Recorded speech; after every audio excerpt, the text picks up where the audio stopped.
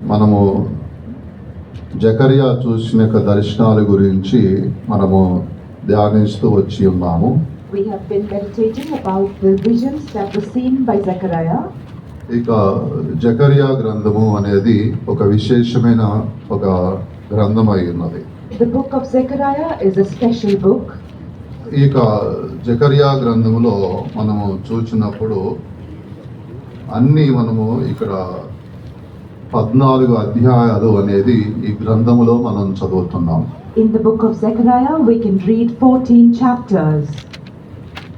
ఇక 14 అధ్యాయముల యందు జకరియా తాను 8 దర్శనాలు అనేది ఒకే రాత్రి 8 దర్శనాలు ఆయన చూచి ఉన్నాడు.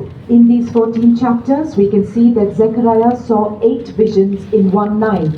గడిచిపోయిన దినాలలో మనము జకరియా గ్రంథంలో 5 దర్శనాల గురించి మనం నేర్చుకొని ఉన్నాం. In the days past we have learned about 5 visions from the book of Zechariah. Zechariah అనే పేరుకు అర్థము యెహోవా జ్ఞాపకము చేసుకొనువాడు అని ఆ యొక్క పేరుకు అర్థమై ఉన్నది. The meaning of the name Zechariah is Yahweh or Jehovah has remembered. Zechariah అనే పేరు కలిగిన వారు ఆదికాండం నుంచి ప్రకటన గ్రంథం వరకు మనం చూసినప్పుడు 30 మంది దగ్గర కనబడుచున్నట్లుగా మనం చూస్తున్నాం. In the holy scriptures from the book of Genesis to the book of Revelation we can read about 30 people with the name Zechariah. ఈ జకరియా గ్రంథంలో ఉన్న ఈ జకరియా మనం చూసినప్పుడు ఇతని యొక్క తండ్రి బెరెక్యా అని ఉన్నాడు. బెరెక్యా కుమారుడైన జకరియా అని ఇతనికి పేరు కనబడుచున్నది. In this book we read that Zechariah was the son of Berechiah. ఇతడు లేవి వంశానికి చెందిన వ్యక్తి అయి ఉన్నాడు. He was one who belonged to the tribe of Levi. ఈ జకరియా దేవాలయములో తాను చంపబడి ఉన్నాడు. This Zechariah was slain in the temple. హత్య చేయబడి చంపబడి ఉన్న జకరియా అయి ఉన్నాడు. He is Zechariah who was murdered and killed in the temple. అది మత్తయి సువార్త 23వ అధ్యాయము 35వ వచనములో మనం ఆ వాక్యాన్ని చదువుతున్నాం. We can read of this in the gospel according to Matthew chapter 23 and verse 35. ఈ జకరియా గ్రంథమునందు 8 దర్శనములను మనం గడిచిన దినాలలో ధ్యానించున్నాం కాబట్టి క్లుప్తంగా వాటి గురించి వివరించి తర్వాత 6, 7, 8 దర్శనాలు మనము ఈ దినము ధ్యానించుదాము. In the days past we have meditated about 5 visions from the book of Zechariah. I will summarize those in short and today we will learn about the vision 6, 7 and 8. మొట్టమొదటిగా గొంజి చెట్ల మధ్యలో ఎర్రని గుర్రము ఎక్కిన ఒక వ్యక్తిని తాను దర్శనములో చూచి ఉన్నాడు. ఇది మొదటి దర్శనమైనది. The first vision was that he saw a man riding upon a red horse and he stood amongst the myrtle trees. ఈ దర్శనం యొక్క భావము అనేది దేవుడు పాపము నుంచి ఆయన మనల్ని విడిపించి ఆయన మనల్ని తిరిగి కడతాడు అనే అర్థాన్ని ఇస్తున్నదని నేర్చుకొని ఉన్నాం. We have learned that the meaning of this vision is that the Lord will deliver us and he will build us up spiritually once more. రెండవది యూదా ప్రజలను ఇశ్రాయేలు ప్రజలను చెదరగొట్టిన 4 కొమ్ముల యొక్క దర్శనాన్ని ఆయన చూచి ఉన్నాడు. Secondly, he saw a vision about the 4 horns that scattered the people of Judea and the people of Israel. ఆ 4 కొమ్ములను చెదరగొట్టడానికి మరొక 4 కంసాలి వారు లేచి ఆ యొక్క 4 కొమ్ములను వారు జయించినట్లుగా మనము చూస్తున్నాము. We also read about 4 craftsmen or 4 carpenters who arose to scatter these 4 horns. ఇది ఇశ్రాయేలు ప్రజలకును యూదా ప్రజలకు లేచిన 4 రాజ్యములను చూపిస్తున్నదని దీని గురించి వాటి యొక్క ఆత్మీయ అర్థాలు ఆ విరోధులైన 4 రాజ్యాలు వారు చేసే పనుల గురించి మనము ఆత్మీయంగా వాటి గురించి నేర్చుకొని ఉన్నాము. ఆ యొక్క 4 కూడా అంటే ఆ 4 కొమ్ములను ఈ 4 కంసాలి వారు అనగా 4 కంసాలి అని చెప్పినప్పుడు పరిశుద్ధాత్మ దేవుడికి సాదృశ్యము. పరిశుద్ధాత్మ దేవుడు మన పక్షముగా ఉండి ఆ 4 కొమ్ములను చెదరగొడతారని ఆత్మీయమైన భావన మనం నేర్చుకున్నాం. We have learned that these four horns which scattered the people of Judea and Israel were typified spiritually by four empires. We learnt of their spiritual meanings. We also learnt that the four carpenters or craftsmen that arose to scatter and destroy these four horns are typified by the Holy Spirit. మూడవది కొలనులు చేతబట్టుకొని యెరూషలేముకు వెళ్ళి దాన్ని కొలవడానికి పోతున్న యొక్క దర్శనంను మనం చూసి ఉన్నాము. దీని యొక్క ఆత్మీయ అర్థము అన్నది నేనే దాన్ని కావలిగా ఉండి అగ్ని ప్రాకారముగా ఉండి కాపాడుతాను అని అర్థం ఇచ్చే రీతిగా మూడవ దర్శనాన్ని గురించి నేర్చుకున్నాం. We have learnt about the third vision where we saw that he saw a man with a measuring line in his hand going forth to measure Jerusalem. By this we understand that the Lord himself is standing as a wall of fire around Jerusalem and that he himself is preserving her. నాలుగవ దర్శనము యాజకుడగు యెహోషువ మాలిన వస్త్రములను ధరించిన వాడై దేవుని సన్నిధానములో కనబడి ఉన్నాడు. అయితే దాని యొక్క ఆత్మీయ అర్థము ఏమిటి అని మనము గడిచిపోయిన వారములో కూడా నేర్చుకొని ఉన్నాం. In the past week we studied about the fourth vision which was of the high priest Joshua who was standing before the Lord in filthy garments. ఈ మాలిన వస్త్రము అనేది వెనకబడిపోయిన యొక్క జీవితమై ఉన్నది.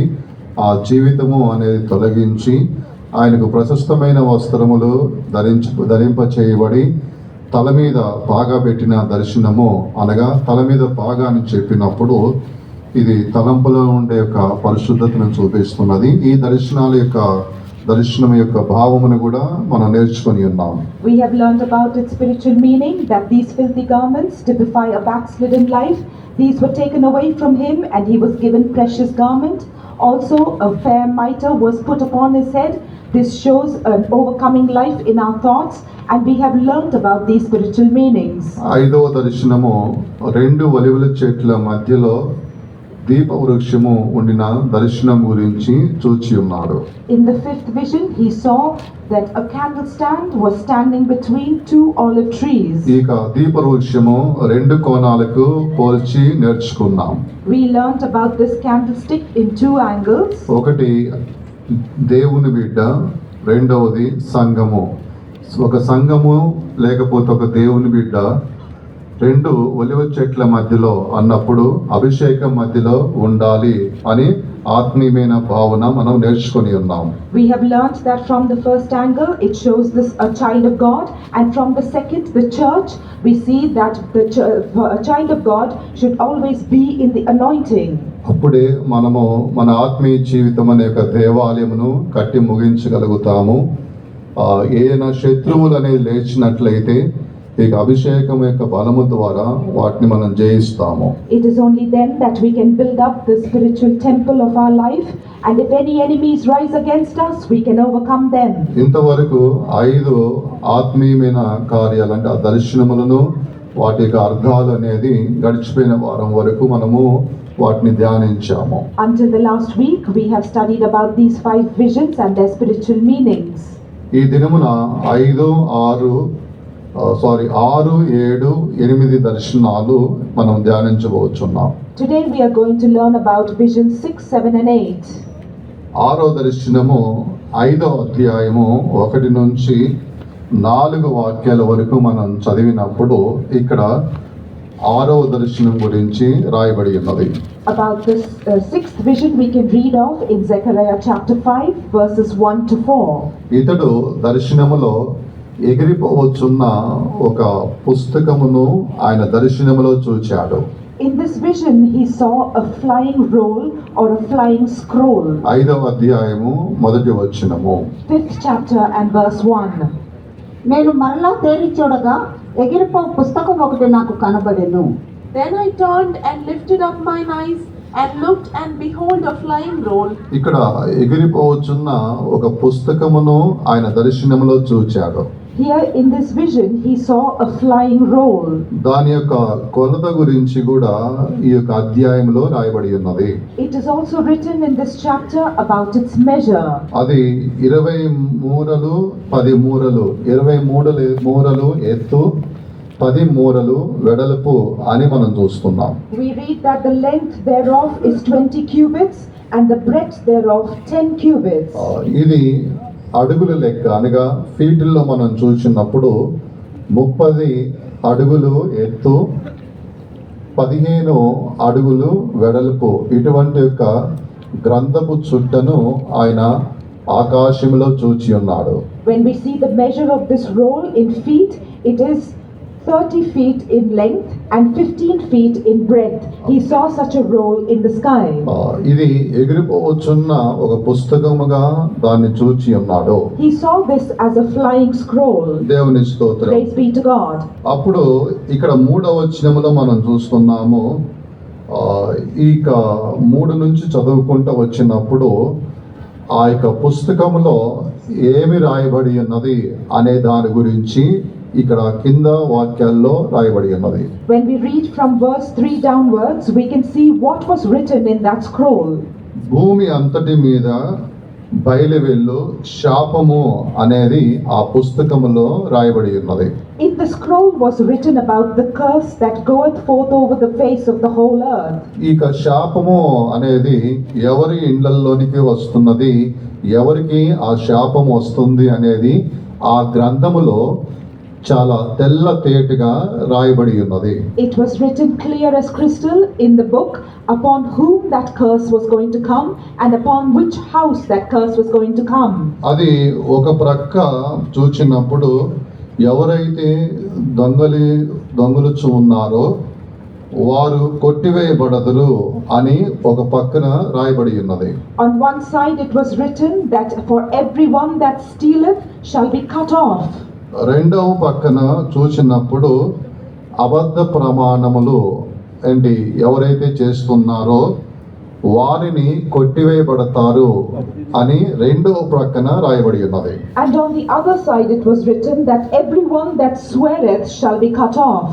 తర్వాత 4వ వచనములో మనం చూసినప్పుడు Then when we read in verse 4, అది దొంగల ఇండ్లలోనికి అబద్ధ ప్రమాణం చేయి వారి ఇండ్లలోనికి అవి ప్రవేశించి వారికి ఇంటి యొక్క దూలము వారి యొక్క ఇంటి యొక్క రాళ్ళను నాశనం చేస్తుందని ఈ యొక్క వచనాల్లో చదువుతున్నాం. in verse 4 we can read that it shall enter into the house of the thief and into the house of him that sweareth falsely and shall consume it with the timber thereof and the stones thereof. ఆ పుస్తకములో మనం చూచినప్పుడు అది శాపముతో కూడిన కార్యాలు మాటలు అనేది ఆ పుస్తకంలో చూస్తున్నాం. We can see that words of curse were written in this book. ఈ శాపము ఎవరి ఇండ్లలోనికి పోతుంది అంటే ఎవరైతే దొంగలీడుచున్నారో వారి ఇంట్లోనకు అబద్ధ ప్రమాణము అబద్ధ వాగ్దానములు ఎవరైతే చేస్తున్నారో వారి ఇంట్లోనికి ప్రవేశించి వారి యొక్క ఇంటి యొక్క దూలము తర్వాత ఆ యొక్క ఇంటికి ఉన్న యొక్క రాళ్ళు అవన్నీ కూడా పడగొట్టబడతాయి అని ఈ యొక్క దర్శనమును ఇలాగ చూసినట్లుగా మనం చూస్తున్నాం. We can see that in this vision he saw into whose homes this curse shall go. It shall go into the house of the thief and into the house of him that sweareth falsely and makes false promises and shall consume it with the timber and the stones thereof and it shall be cast down. దేవుని యొక్క నామముకు మహిమ కలుగును గాక. Glory be to the name of the Lord. ప్రియమైన దేవుని బిడ్డలారా, Beloved people of God, ఎగిరిపోవచ్చున్న ఒక పుస్తకము అది చాలా పెద్దగా కనబడుచున్నది. this flying scroll appeared very big. దాంట్లో శాపము అనేది ఆ పుస్తకములో కనబడుచున్నది. And curse was written within that book. ఎవరైతే దొంగలుచున్నారో ఎవరైతే అబద్ధ వాగ్దానములు ప్రమాణము చేస్తూ ఉన్నారో అబద్ధపు మాటలు చెబుతూ ఉన్నారో వీరి యొక్క ఇంటిలోనికి ఆ పుస్తకం అనేది ప్రవేశిస్తుంది. That book will enter into the house of them that swear falsely and into the houses of the thieves. అయితే ఆ పుస్తకం ప్రవేశించినట్లయితే ఆ ఇంటి యొక్క దూలము అనేది పడిపోతుంది, ఆ రాళ్ళన్నీ కూడా పడిపోతాయి. If that book shall enter into the house, then the very timbers of the house and the stones will be cast down. ఆ దూలం యొక్క ఆత్మీయ అర్థము ఆ యొక్క రాళ్ళ యొక్క ఆత్మీయ అర్థం అనేది తర్వాత మనం ధ్యానించుదాము. We will meditate later about the spiritual meanings of the timber and stones. దానికి ముందుగా మనము చేయకూడని కార్యాలు రెండిటి గురించి ప్రస్తాపన చేయబడి ఉన్నది. Before that, there are two things that we should not do which have been forbidden. ఒకటి అబద్ధము, రెండవది దొంగలించుట. One is to lie and the second is to steal. ఇవి మనకు చూడడానికి చిన్న చిన్న పాపములుగానే అవి కనబడవచ్చును, కానీ దానివల్ల మనం నష్టపడేది చాలా కనబడుచున్నది. These may appear as small sins to us, but through them we can undergo great loss. కాబట్టి ఏదైనప్పటికైనా అబద్ధము అనేది మన నోటి నుంచి రావడము అది మన ఆత్మీయ జీవితానికి ఆశీర్వాదం కాదు. Whatever it may be, for a lie to come forth out of our lips, it is not a blessing for our spiritual life. దినము అంతా కూడా నువ్వు ముగించిన తర్వాత పడుకునే ముందు ఎన్ని నువ్వు అబద్ధములు చెప్పి ఉన్నావో ఒకసారి పరిశీలించుకొని అటువంటి జీవితం అనేది మానుకోవాలి. Every night before you sleep, you must examine and see how many lies you have told all through the day, and you must forsake them. నువ్వు చేసే పని విషయంలోను, నువ్వు చేసే వ్యాపారములోను, ఏ కార్యములోనైనా సరే అబద్ధము అనేది కనబడకూడదు. In your work, in your business, or in anything that you do, there should be no lie. కొంతమంది అబద్ధమును కూడా వారు చాలా తెలివిగా అబద్ధమును వారు బోధిస్తూ ఉంటారు. There are some who are very clever and intelligent when they lie. దాంట్లో అన్యాయము అనేది ఉండకూడదు. There should be no injustice in it. దేవునికి నామం మహిమ కలుగును గాక. Glory be to the name of the Lord. ఒకసారి ఒక బ్రదరు ఒక తల్లిని అడిగాడు. వాళ్ళు పాల వ్యాపారం చేస్తుంటారు. There is one brother who asked of a mother once who were doing a milk business. ఆ యొక్క బ్రదరు వెళ్ళి ఆమెను అడిగి ఉన్నాడు, అమ్మ పాలల్లో మీరు నీళ్లు కలుపుతారా అని అడిగి ఉన్నాడు. This brother asked the mother, do you mix water into the milk? పాలల్లో నీళ్లు కలుపుతారా అని అడిగి ఉన్నాడు. He asked her, do you mix water in the milk? ఆ తల్లి చెప్పినది, బ్రదర్ నేను పాలల్లో నీళ్లు కలపను, ముందుగానే పాత్రలో నీళ్లు పోసుకొని వెళ్ళి పాలు పితుకుతానని చెప్పారు. She told him, brother, I do not mix water into the milk, but before itself I take water in the vessel and then milk into it. అంటే అబద్ధమును కూడా ఎంత తెలివిగా బోధిస్తుందో అర్థం చేసుకోండి. Therefore you must understand how smartly she is preaching her lies. పాలు పితికిన తర్వాత నేను నీళ్లు కలపడం లేదు, ముందుగానే పాత్రలో ఏం చేస్తున్నాను, నీళ్లు పోసి పాలు పితుకుతున్నాను అని చెప్పి ఉన్నారు. She told him, I do not mix milk into the water into the milk, but before itself I take water in the vessel before I start అలాగనే milking. అబద్ధము అనేది తెలివిగా తాను తెలియపరుస్తున్నారు.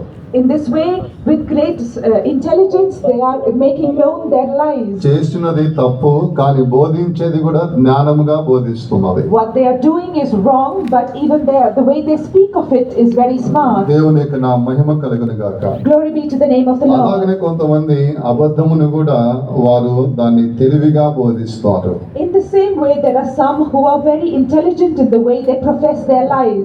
కొంతమంది విశ్వాసుల్ని కూడా మేము అడుగుతూ ఉంటాము. We ask some believers also, మీరు ఎక్కడికి పోతున్నారు అని చెప్పినప్పుడు వారు వెళ్ళేది ఏంటి, ఏదైనా ఒక పని మీద వెళ్తున్నప్పుడు ఆ పని చెప్పకుండా వేరే పని వారు మాకు బోధిస్తారు. when we ask them, where are you going, instead of telling us the work that they are setting out on, they tell us about some other work that they are on. ఒక చిన్న కార్యాన్ని మీకు Bible గ్రంథం నుంచి తెలియపరుస్తాను. I will tell you of a small incident from the Bible. ఇక్కడ సమూయేలు గురించి మనం చదివినప్పుడు సమూయేలు దావీదును అభిషేకించడానికి వెళ్తున్నాడు. ముఖ్య ఉద్దేశం ఇదే ఉన్నది. అయితే సౌలు సమూయేలును అడిగినప్పుడు నువ్వు ఎక్కడికి వెళ్తున్నావు అంటే, నీవు బలి అర్పించడానికి వెళ్తున్నాను అని చెప్పమని దేవుడైన యెహోవా చెప్పి ఉన్నాడు. The main purpose of Samuel to go forth to seek David was to anoint him as king. But when Saul asked Samuel, the Lord instructed Samuel to tell him that I am going forth to offer sacrifice. ఇశ్రాయేలు ప్రజలకు రాజుగా సౌలు ఉన్నాడు. Saul was anointed as the king of the people of Israel. ఇప్పుడు సౌలు రాజుగా ఉన్నప్పుడు ఇశ్రాయేలు ప్రజలకు మరొకరిని రాజుగా నియమించడం అనేది చేసినట్లయితే ఎవరైతే ఆ పని చేయడానికి వెళ్తున్నారో ఆ వ్యక్తులకు మరణ శిక్ష అనేది విధిస్తాడు. కాబట్టి ఇక్కడ సమూయేలు ఇక సౌలుకు భయపడి ఆయన చేసే ఒక ముఖ్యమైన పని మరుగుపరిచి, నేను వెళుతున్నది బలి అర్పించడానికి వెళ్తున్నాను అని ఆ కార్యాన్ని అలా మార్చి అక్కడికి వెళ్ళి వేరే కార్యాన్ని జరిగించుకొని తన పనిని ముగించుకొని తిరిగి వచ్చి ఉన్నాడు. When Samuel was going forth to anoint David as the king, while Saul himself reigned as king, if he were to find out about this, the person who was going to do this act would have been put to death by Saul. Therefore, Samuel feared Saul and told him that he was going to offer sacrifice, and in this manner he went forth and he also finished the work that he set out to do. ముఖ్యమైన పని ఏమిటంటే దావీదును అభిషేకించడము. కానీ ఆ యొక్క ముఖ్యమైన పని విషయమై అది మరుగు చేసి, నేను అక్కడికి పోతున్నది బలిని అర్పించడానికి పోతున్నానని ఇలాగున తాను చేసే పనిని మరుగుపరిచి వేరే కార్యాన్ని బోధించి ఉన్నాడు. This main point of Samuel going there was to anoint David, but because he feared Saul, he hid that from him, and he went forth and said that he is going there to offer sacrifice, and in this manner he proceeded. ఇలాంటి యొక్క వాక్యాలను ఆధారం చేసుకొని కొంతమంది చేసే పని ఏదైతే ఉన్నదో అది మరుగుపరిచి వేరే కార్యాలను వారు చెబుతూ ఉంటారు. In the same way, there some people take the support of other work that they are going to do and they hide their actual purpose. ఇలాగున కుయుక్తిగా మనము జ్ఞానముగా మనము ఉన్నాము అని చెప్పి అలా తలంచుకొని అబద్ధమును మరుగుపరిచి నిజాన్ని మరుగుపరిచి అబద్ధము అనేది తెలియపరచువారిగా ఉండకూడదు. Therefore we must not be as such who think that they are very wise and subtle and hide the truth. ఇలాగున నీవు భయపడకుండా నేను జ్ఞానం కలిగిన వ్యక్తినై ఉన్నాను, కుయుక్తిగా ఉండే వ్యక్తినై ఉన్నానని నడుచుకుంటూ ఉన్నట్లయితే ఆకాశంలో నుంచి ఎగురుచున్న ఒక శాప పుస్తకం ఒకటి ఉన్నది, అది నీ ఇంటిలోనికి ప్రవేశిస్తుంది. If you walk in this way without any fear, thinking that you are wise and subtle, then there is a flying roll that will come from heaven and enter into your home. అందుకోసమే నీ దేవుడైన యెహోవా చెబుతున్నాడు, అబద్ధమునకు దూరముగా ఉండుమని ఆయన ఇశ్రాయేలు ప్రజలకు హెచ్చరించక చేసిన దేవుడు ఉదయకాల సమయమున నీకును హెచ్చరిక చేస్తున్నాడు. That is why the Lord your God, who rebuked the people of Israel and asked them to stay far away from lies, is saying the same unto you this morning. నిర్గమాకాండము 23వ అధ్యాయము 7వ వచనములో మనం చదివినప్పుడు నీ దేవుడైన యెహోవా నిన్ను ప్రేమించి చెబుతున్నాడు, అబద్ధమునకు దూరముగా ఉండుమని నీకు హెచ్చరిక చేస్తున్నాడు. If we see in Exodus 23rd chapter and verse 7, here it says, the Lord thy God has loved thee and asked thee to keep thee far from a false matter. ఇలాగున నువ్వు అబద్ధము చెప్పుకుంటూ తిరిగినట్లయితే ఆకాశములో ఎగురుచూ వస్తున్న యొక్క శాప పుస్తకము అది నీ ఇంటిలోనికి ప్రవేశిస్తుంది. If you still go about telling lies, then there is a flying scroll that will come from heaven and it will enter into your house. అది నీ ఇంటిలోనికి ప్రవేశించినట్లయితే నీ ఇంటిలో ఉన్న ఒక దూలమును అది పడగొడుతుంది, నీ ఇంటిని ఉన్న రాళ్ళను కూడా అది నాశనం చేస్తుంది. If it enters into your house, then it will cast down the timbers thereof and it will destroy the stones of your house. కాబట్టి అబద్ధమునకు నువ్వు దూరముగా ఉండాలి. Therefore you must stay far from lies. దేవునికి స్తోత్రం. Praise be to God. ఇక్కడ రెండవది వారికి హెచ్చరిక చేయబడి ఉన్నది, అది నీవు ప్రమాణం చేయవద్దు, అబద్ధ ప్రమాణం చేయవద్దని రెండవదిగా మనం చూస్తున్నాము. Secondly, they were told not to swear falsely. దేవుని స్తోత్రం. Praise be to God. ఇది అబద్ధ ప్రమాణము, అబద్ధం అనేది మొట్టమొదటిదై ఉన్నది. రెండవది మనం చూసినప్పుడు ఇక్కడ దొంగలించుట అని మనం చూస్తున్నాము. The first one was not to tell lies, not to swear falsely. The second is to thieve or steal. దేవుని స్తోత్రం. Praise be to God. దొంగలించుట అనేది కూడా అది హేయమైన కార్యముగా దేవునికి కనబడుచున్నది. Even to steal is an abominable thing to God. ఇక దొంగలించుట అనేది హేయమైనదిగా ఉంది కాబట్టి మనము ఎలా కనబడుతున్నాము, ఏది మనం దొంగలిస్తున్నాము అనేది మనల్ని మనము చక్కగా పరిశీలించుకోవాలి. We must examine ourselves and see what our state is and what we are stealing, because stealing is heinous unto God. కొంతమంది దొంగలిస్తున్నారు అన్న వెంటనే దశమ భాగమని భావిస్తూ ఉన్నారు. Whenever we say stealing, some people immediately think that it is about tithe. అవి నువ్వు చేసే కార్యాలై ఉన్నవి. But it is the things that you do. నీవు మానక దేవునికి నీవు ఇవ్వవలసిన యొక్క దశమ భాగమును నెలలో మొదటిది అనగా 10వ వంతును నువ్వు దేవునికి చెల్లిస్తూనే ఉన్నావు. దాని గురించి నేను మాట్లాడడం లేదు. దేవునికి మనం ఇవ్వవలసిన యొక్క సమయమును అనేది దొంగలించకూడదు అనేది నేను మీకు హెచ్చరిక చేస్తున్నాను. I am not talking about the tithes that you continue to offer unto God, but I am talking about the time that you rob from Him. ఈ దినాల్లో చాలా మందిని మనం చూసినప్పుడు సమయాన్ని దొంగలిస్తున్నారు. In these days when we see many people, they are stealing time from God. సమయాన్ని నువ్వు దొంగలించకూడదు. You must not steal time. నీవు ఎటువంటి స్థానంలో ఉన్నప్పటికైనా, ఎటువంటి యొక్క వ్యాపారములో కావచ్చును, ఉద్యోగ స్థలంలో కావచ్చును, ఎంతగా నువ్వు బిజీగా ఉండినప్పటికైనా సరే, నువ్వు దేవునికి ఇవ్వవలసిన యొక్క సమయాన్ని నువ్వు దేవునికి ఇవ్వాలి. ఒకవేళ అలా దేవునికి నువ్వు ఇవ్వలేకపోయినట్లయితే దొంగతనము చేసిన వ్యక్తుల యొక్క స్థానంలో మనం నిలబడతాము. No matter what position you're in, not business or job, whatever time you have to give unto the Lord, if you do not render it unto Him, then you will be in the place of thieves. ప్రియమైన దేవుని బిడ్డలారా, Beloved children of God, ఇలాగున మనము ఇక దొంగతనము చేయవారిగా సమయం విషయంలో కనబడకూడదు. therefore we should not be seen as those who are stealing time. ఒక దినమునకు 24 గంటలు సమయము ఉన్నది కాబట్టి దాని యందు మనము 2 గంటల 40 నిమిషాలు దేవుని కొరకు నువ్వు వాడుకోవాలి. Because a day has 24 hours, we must use 2 hours 40 minutes for God. ఇలాగున మనము దొంగలించు వారిగా కనబడుచున్నాము. In this manner we are seen as those who are stealing. ఈ విధంగా నీవు పలు కార్యముల విషయమై సమయాన్ని నువ్వు దొంగలించే వ్యక్తిగా ఉన్నట్లయితే ఆకాశములో ఎగిరిపోవచ్చున్న పుస్తకము అది నీ ఇంటిలోనికి ప్రవేశిస్తుంది. If you are seen in such a manner, in that you are stealing time, then the flying roll from heaven will enter into your house. ఆరాధన సమయాన్ని నువ్వు దొంగతనము చేయవద్దు.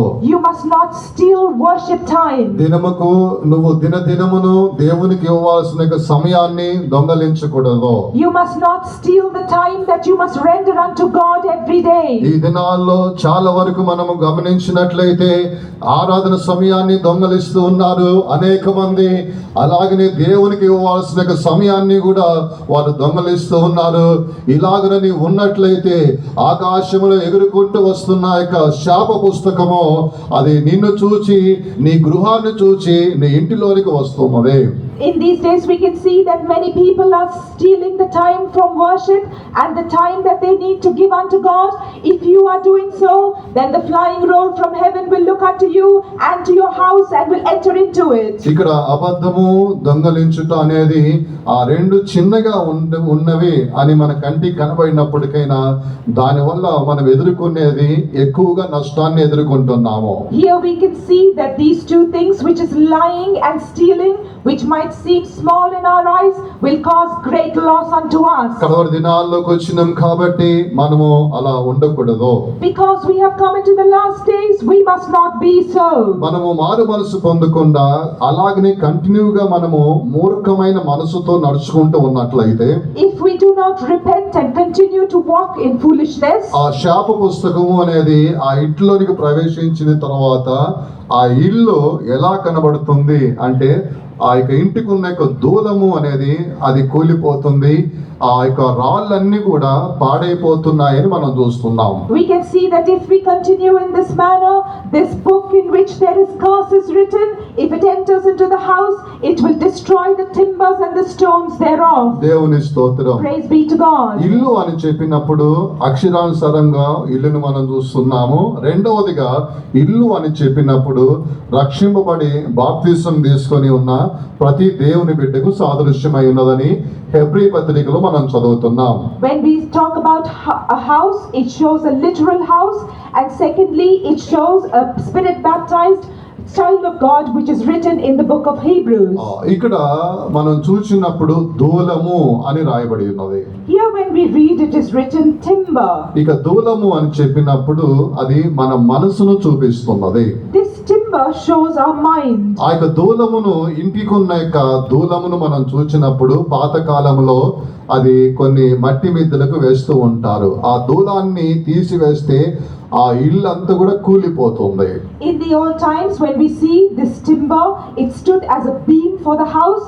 If it is removed, the whole house will collapse. అలాగనే నీ మనస్సు అనేది కూలిపోయినట్లయితే నీ ప్రాణాత్మ శరీరం అంతా కూడా పాడైపోతుంది. In the same manner, if your mind collapses, then your body, soul and spirit will all be spoiled. ఇక్కడ దూలము నాశనమగుతుందని మనం చదువుతున్నాం. Here we read that the timber is destroyed. ఇలాగ నీవు మూర్ఖించి ఇక రెండు విషయాలలో మారు మనస్సు పొందకుండా విడిచిపెట్టకుండా అలా నువ్వు నడుస్తూ ఉన్నట్లయితే నీ దూలము అనే మనస్సు అది పాడైపోతుంది. In this manner, if we are foolish about these two things and continue in them, then the timber of our mind will be spoiled. రెండవదిగా రాళ్ళు అని మనం చూస్తున్నాం. Secondly, we read of stones. ఇక రాళ్ళు అని చెప్పినప్పుడు ఆత్మీయమైన సహవాసాన్ని బయలుపరుస్తుంది. These stones reveal spiritual fellowship. ఆత్మీయమైన సహవాసమును బయలుపరుస్తుంది. They show spiritual fellowship. ఇక ఆత్మీయులతో ఉండే సహవాసము ఏదైతే ఉన్నదో ఆ సహవాసాన్ని నష్టం చేసుకుంటావు. You will lose the spiritual fellowship that you have. ఆత్మీయులుగా ఉండే వారి యొక్క సహవాసమును మనం నష్టం చేసుకున్నట్లయితే ఇక మన సహవాసం ఎవరితో ఉంటుంది అంటే అన్యులతో కనబడుతుంది. If we lose the fellowship with those who are spiritual, then our fellowship will be with Gentiles. దేవునికి స్తోత్రం. Praise be to God. కాబట్టి కడవరి దినాల్లోకి వచ్చిన మనందరం కూడా ఈ యొక్క అబద్ధము దొంగలించుట అనేది ఈ రెండు కార్యములకు దూరముగా ఉండాలి. Therefore, we who have come into the last days, we must be far from lying and stealing. ఒకవేళ అలా మనం దూరంగా లేకుండా ఉన్నట్లయితే ఆకాశములో ఎగురుచున్న యొక్క శాప గ్రంథము అనేది ఆ ఇంటిలోనికి ప్రవేశిస్తుంది. If we do not stay far from him, then this flying roll from heaven, in which curse is written, will enter into our homes. అప్పుడు వారి యొక్క ఇంటి యొక్క దూలము ఆ ఇంటి యొక్క రాళ్ళు నాశనమగుతున్నాయి. Then the timber and the stones of the house will be destroyed. కాబట్టి దేవుని యొక్క వాక్యమునకు మనం భయపడి ఏదైతే చిన్నగా మనకు కనబడుతున్నాయో మన కంటికి వాటిని ఆ రెండు కార్యాలు చేయకున్నట్లుగా మన జీవితాన్ని మనం కాపాడుకుందాము గాక. Therefore we must fear the word of the Lord and preserve our life, so that we might not sin in these two small matters. దేవుని స్తోత్రం. Praise be to God. తర్వాత మనం చూసినప్పుడు తర్వాత 7వ దర్శనం గురించి మనం చూస్తున్నాం. Then we can read about the 7th vision. ఇక 7వ దర్శనము మనం చూసినప్పుడు 5వ అధ్యాయంలోనే ఇక 7వ దర్శనము కొలతూములో కూర్చుని ఉన్న ఒక స్త్రీ గురించి అక్కడ రాయబడి ఉన్నది. In the 5th chapter itself, we can read about the next vision, which talks about a woman who is sitting in the midst of an ephah. 7వ వచనము 5వ అధ్యాయము 7వ వచనములో మనం చదివినప్పుడు ఇక్కడ 7వ దర్శనం గురించి ఈ వాక్యంలో రాయబడి ఉన్నది. When we read in the 5th chapter and verse 7, it is written about the 7th vision. అప్పుడు సీసపు బిళ్ళను తీయగా కొలతూములో కూర్చుని ఒక స్త్రీ కనపడెను. And behold, there was lifted up a talent of lead, and this is a woman that sitteth in the midst of the ephah. దేవుని స్తోత్రం. Praise be to God. ఇక్కడ మనం చూసినప్పుడు ఒక స్త్రీ తాను ఒక తూములో కూర్చున్నట్లుగా రాయబడి ఉన్నది. Here when we read, we can see a woman that sitteth in the midst of the ephah. ఇక తూము అని చెప్పినప్పుడు అది దేన్ని ఏమంటే అది పాతకాలములో ఏదైనా ఒక బియ్యము కానీ లేకపోతే ఏదైనా పప్పు దినుసులు కానీ కొలవడానికి చిన్న చిన్న పాత్రలను ఉపయోగిస్తారు. దాన్ని తూము అని పిలువబడుతుంది. This ephah shows that in the old days, to measure rice or pulses, they used to use small vessels. That is what this ephah shows.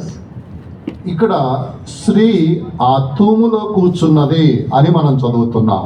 Here we read that this woman is sitting inside an ephah. అప్పుడు ఇక తూము యొక్క size అనేది ఆ పాత్ర ఒక స్త్రీ కూర్చునే అంత పెద్దదిగా కనబడుచున్నది. That means the size of this ephah or measure is as big as to accommodate a woman sitting in it. ఇలాగున ఒక తూములో ఒక స్త్రీ కూర్చున్నట్లుగా ఒక దర్శనమును ఇక్కడ జకర్యా 7వదిగా చూసి ఉన్నాడు. Zechariah saw this 7th vision where he saw a woman sitting in the midst of an ephah. దేవుని యొక్క నామముకు మహిమ కలుగును గాక. Glory be to the name of the Lord. ఇక తూములో కూర్చున్న ఇక స్త్రీ అని చెప్పినప్పుడు ఇది అపవిత్రతకు సాదృశ్యమై ఉన్నది. This woman sitting in the midst of an ephah typifies uncleanness. 8వ వచనములో మనం చదివినప్పుడు ఈ తూములో కూర్చున్న ఆ స్త్రీ ఎవరు అని మనం చూస్తే దోషమూర్తి అని ఇక్కడ మనం చదువుతున్నాం. When we see who is this woman who is sitting in the midst of the ephah, in verse 8 it is written, this is wickedness. చదవండి ఆ వాక్యము. అప్పుడు అతడు ఇది దోషమూర్తని నాతో చెప్పి తూములో దాన్ని పడవేసి సీస బిళ్ళను తూము మీద ఉంచెను. And he said, this is wickedness, and he cast it into the midst of the ephah, and he cast the weight of the lead upon the mouth thereof. ఇక్కడ ఈ దోషమూర్తిగా పిలువబడుచున్న ఆ స్త్రీని ఆ యొక్క తూములో కూర్చోబెట్టి దాని మీద మూత పెట్టినట్లుగా రాయబడి ఉన్నది. Here we see that this woman who is called the personification of wickedness was sitting in the midst of the ephah and a lid was kept upon it. ఆ యొక్క తూములో ఆ స్త్రీని కూర్చోబెట్టి దాని మీద మూత పెట్టి ఉన్నారు.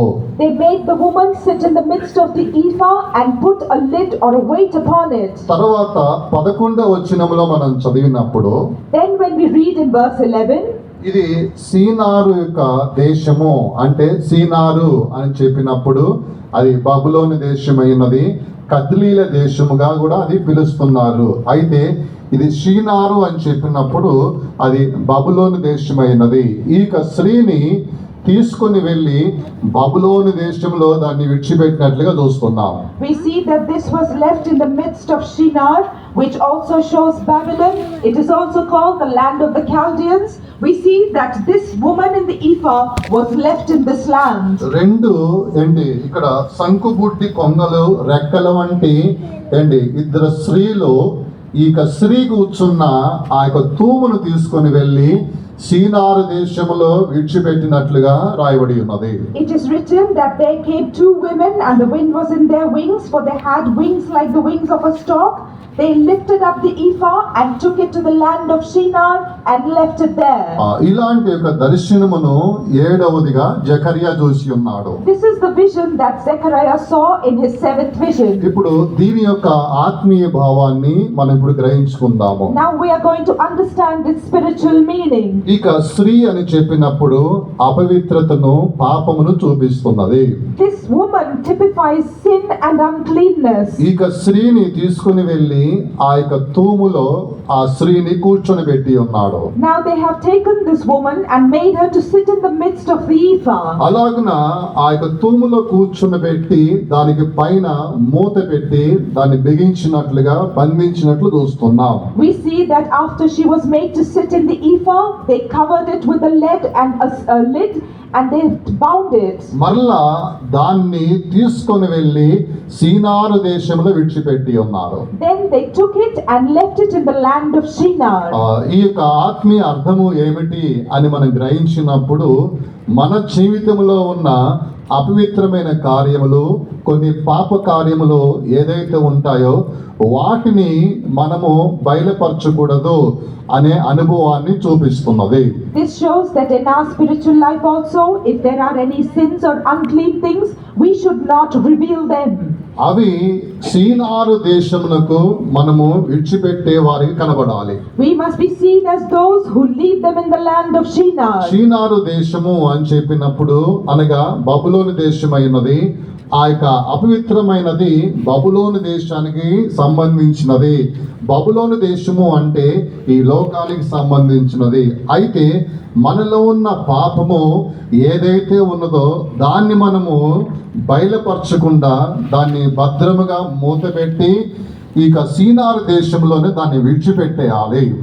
Shinar here shows the land of Babylon.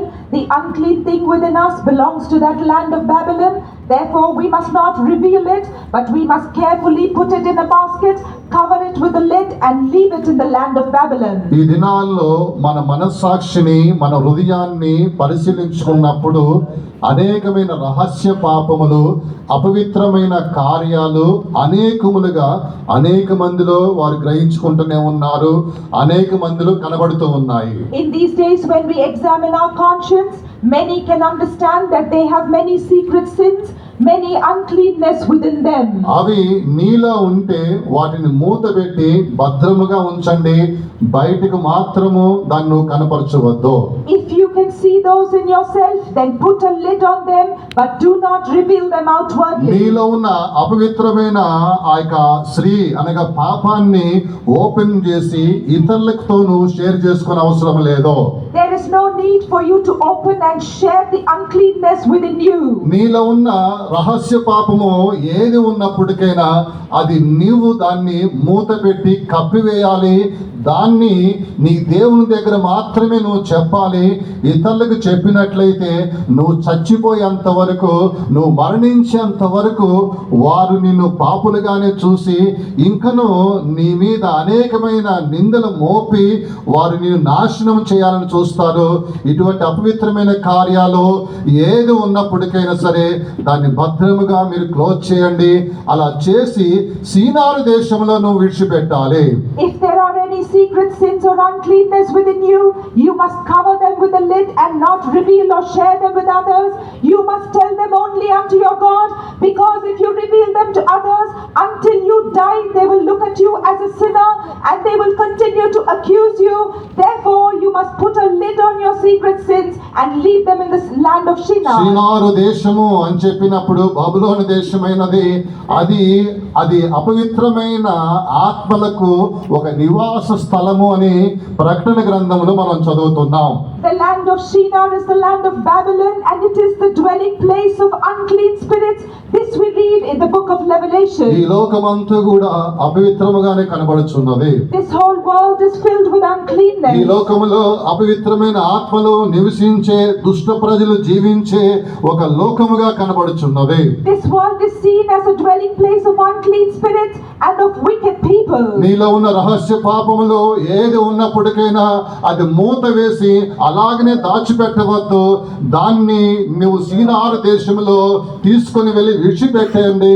అది నీకు సంబంధించిన అపవిత్రమైన కార్యము కాదు. రహస్యమైన పాపం అనేది నీకు సంబంధించినది కాదు. అది సీనారు దేశానికి సంబంధించినది అయినది కాబట్టి దాన్ని నీవు ఇక సీనారు దేశంలో విడిచిపెట్టి యథార్థంగా నువ్వు కనబడాలి.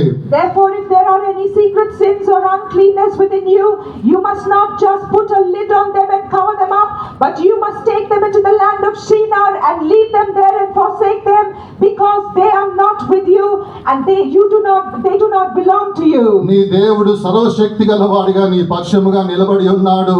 ఆయన క్షమించు దేవుడై ఉన్నాడు. ఈ మాట విశ్వసిస్తున్న వారు చేతులు పైకెత్తి 3 సార్లు గట్టిగా హల్లెలూయా చెప్పండి.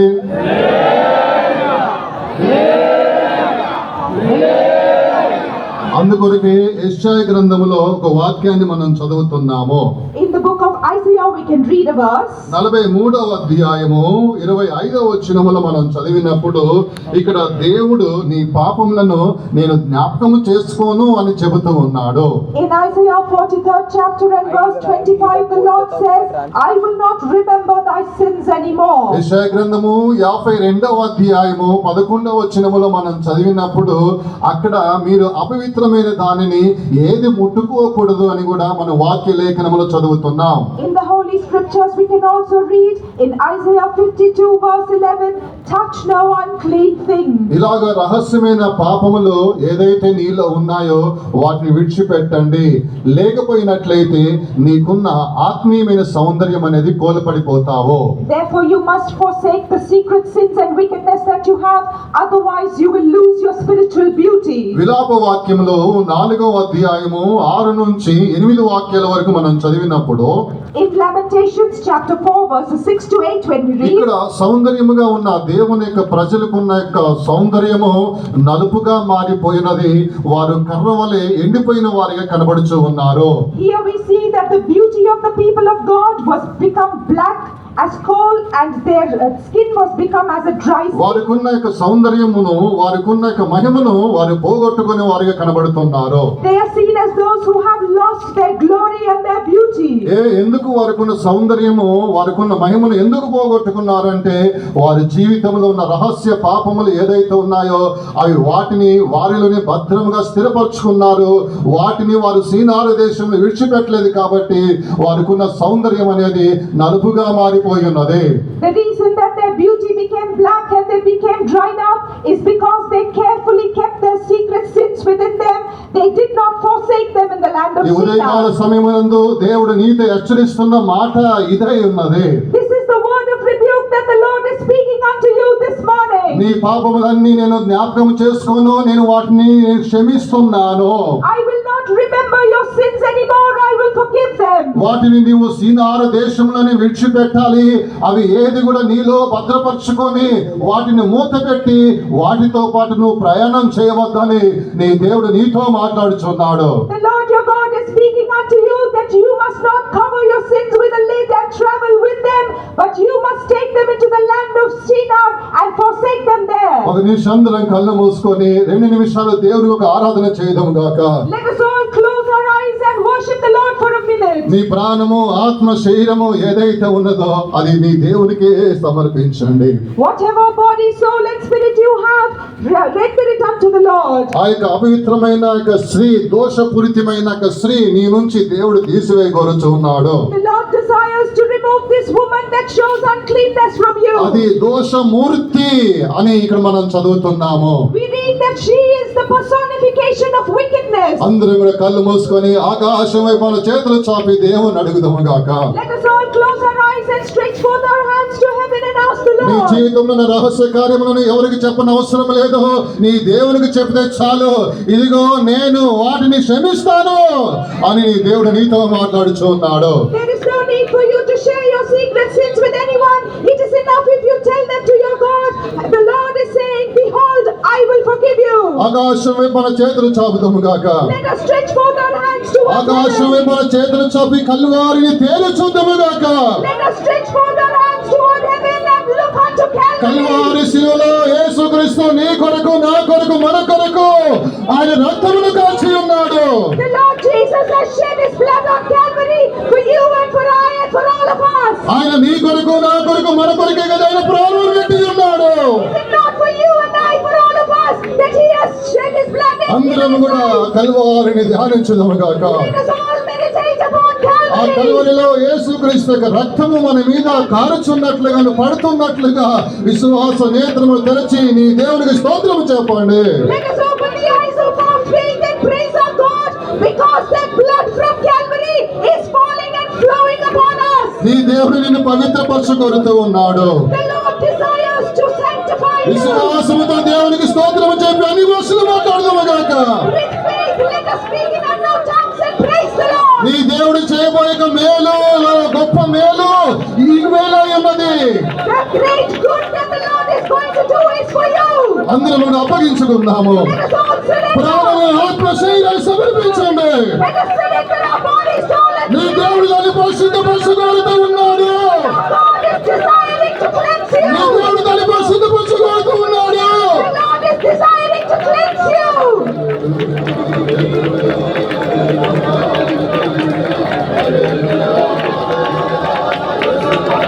ఆ దోషమూర్తిని గద్దించండి. Rebuke the personification of wickedness. ఆ అపవిత్రతను, ఆ యొక్క రహస్య పాపమును గద్దించండి. Rebuke that uncleanness and those secret sins. దాన్ని విడిచిపెట్టండి. Forsake them. ప్రభు నిన్ను ఆశీర్వదిస్తూ ఉన్నాడు. The Lord is blessing you.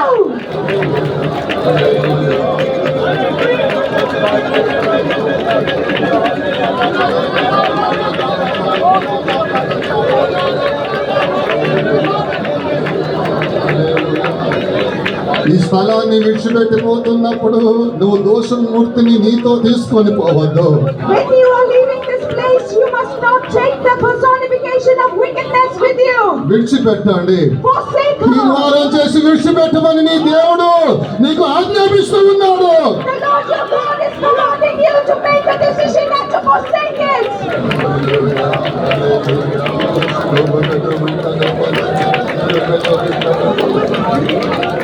నేను ఆత్మలో ప్రేరేపించబడుతున్నాను. I am being urged in the spirit. అందరూ చేతులు పట్టుకొని ప్రార్థించాలని ఆత్మలో ప్రేరేపించబడుతున్నాను. I am being urged in the spirit that we should all hold hands and pray అనేక together. మంది హృదయాలలో ఇక దోషమూర్తి కనబడుతున్నది, అది కూర్చొని ఉన్నది. This personification of wickedness is seen in many. She is sitting there. ఎవరు కళ్ళు తెరవద్దు. No one should open నువ్వు their కళ్ళు eyes. తెరిచినట్లయితే ఆ దోషమూర్తి వచ్చి నీలో కూర్చుంటుంది. If you open your eyes, this wickedness will come and sit in you. అందరూ కూడా ఒకరికొకరు చేతులు పట్టుకొని ప్రార్థన చేద్దాము. Let us all hold each other's hands and pray. అభిషేకం కలిగిన వారు అన్ని భాషలు మాట్లాడి దాన్ని గద్దించండి. Those who have the anointing, speak in unknown tongues and rebuke her. ఆ దోషమూర్తి నీలో ఉండకూడదు, మీ పిల్లలలో ఉండకూడదు, సంఘములో ఉండకుండా దేవుడు దాన్ని వెళ్ళగొట్టుచూ ఉన్నాడు.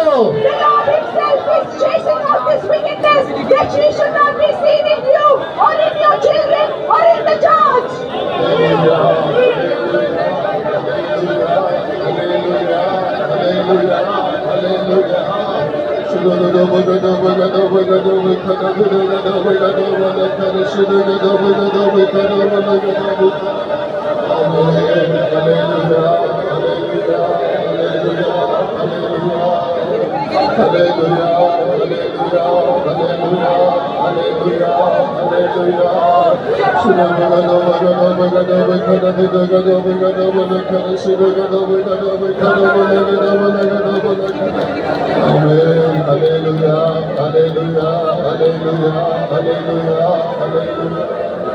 కుమ్మరి వాణి అసములో విగతమటి వలెనా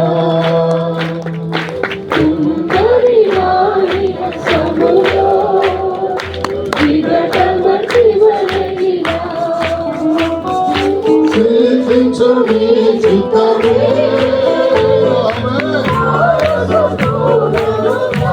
అందరూ చేతుల పైకెత్తి చప్పట్లు కొట్టి అప్పగించుకోండి. ఆమేన్. విశ్వాసంతో పాడండి. ఆమేన్.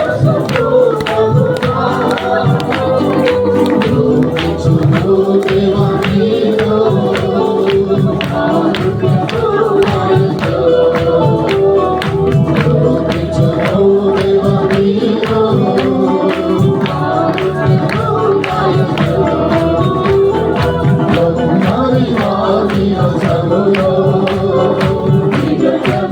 Thank you.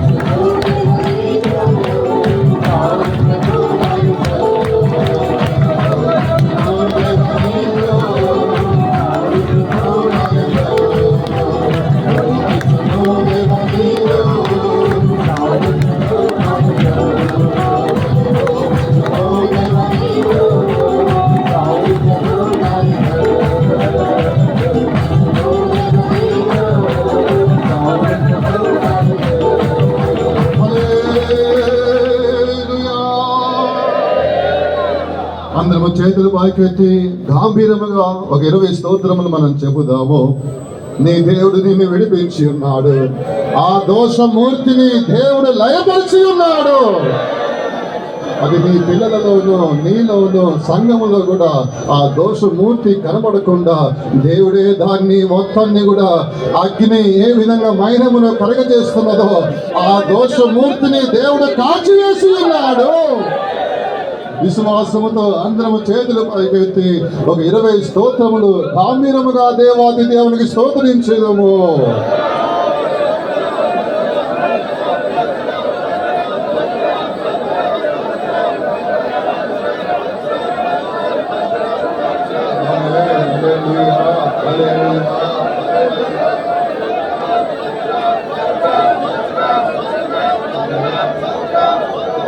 హల్లెలూయా. అందరూ కూర్చోండి. దేవునికి స్తోత్రం. Praise be to God. ఇప్పుడు మనము చివరిగా 8వ దర్శనం గురించి మనం ధ్యానించబోతున్నాం. Now we are going to learn about the 8th vision finally. ఇక 8వ దర్శనము 6వ అధ్యాయంలో మనం చదువుతున్నాం. We can read of the 8th vision in chapter 6. 6వ అధ్యాయంలో 1-2 వాక్యాలు మనం చదివినప్పుడు When we read the first 2 verses of chapter 6, ఇక్కడ 2 ఇత్తడి పర్వతముల మధ్యలో 4 రథములు అనేది బయలువెలుచున్నట్లుగా ఇక 8వ దర్శనమును ఆయన చూచి ఉన్నాడు. he has seen the 8th vision in which he beheld 4 chariots come out from between 2 mountains. మొదటి 2 వచనములు చదవండి. Let us read the first 2 verses. నేను మరలా తేరి చూడగా 2 పర్వతాల మధ్య నుండి 4 రథములు బయలుదేరుచుండెను. ఆ పర్వతం ఇత్తడి పర్వతములై ఉండెను. మొదటి రథమునకు ఎర్రని గుర్రములు, రెండవ రథమునకు నల్లని గుర్రములు. Lifted up mine eyes and looked, and behold, there came 4 chariots out from between 2 mountains, and the mountains were mountains of brass.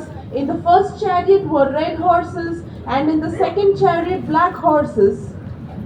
దేవుని స్తోత్రం. Praise be to God. మరలా 3వ వచనములో కూడా ఆ వివరణ గురించి మనం చదువుతున్నాము.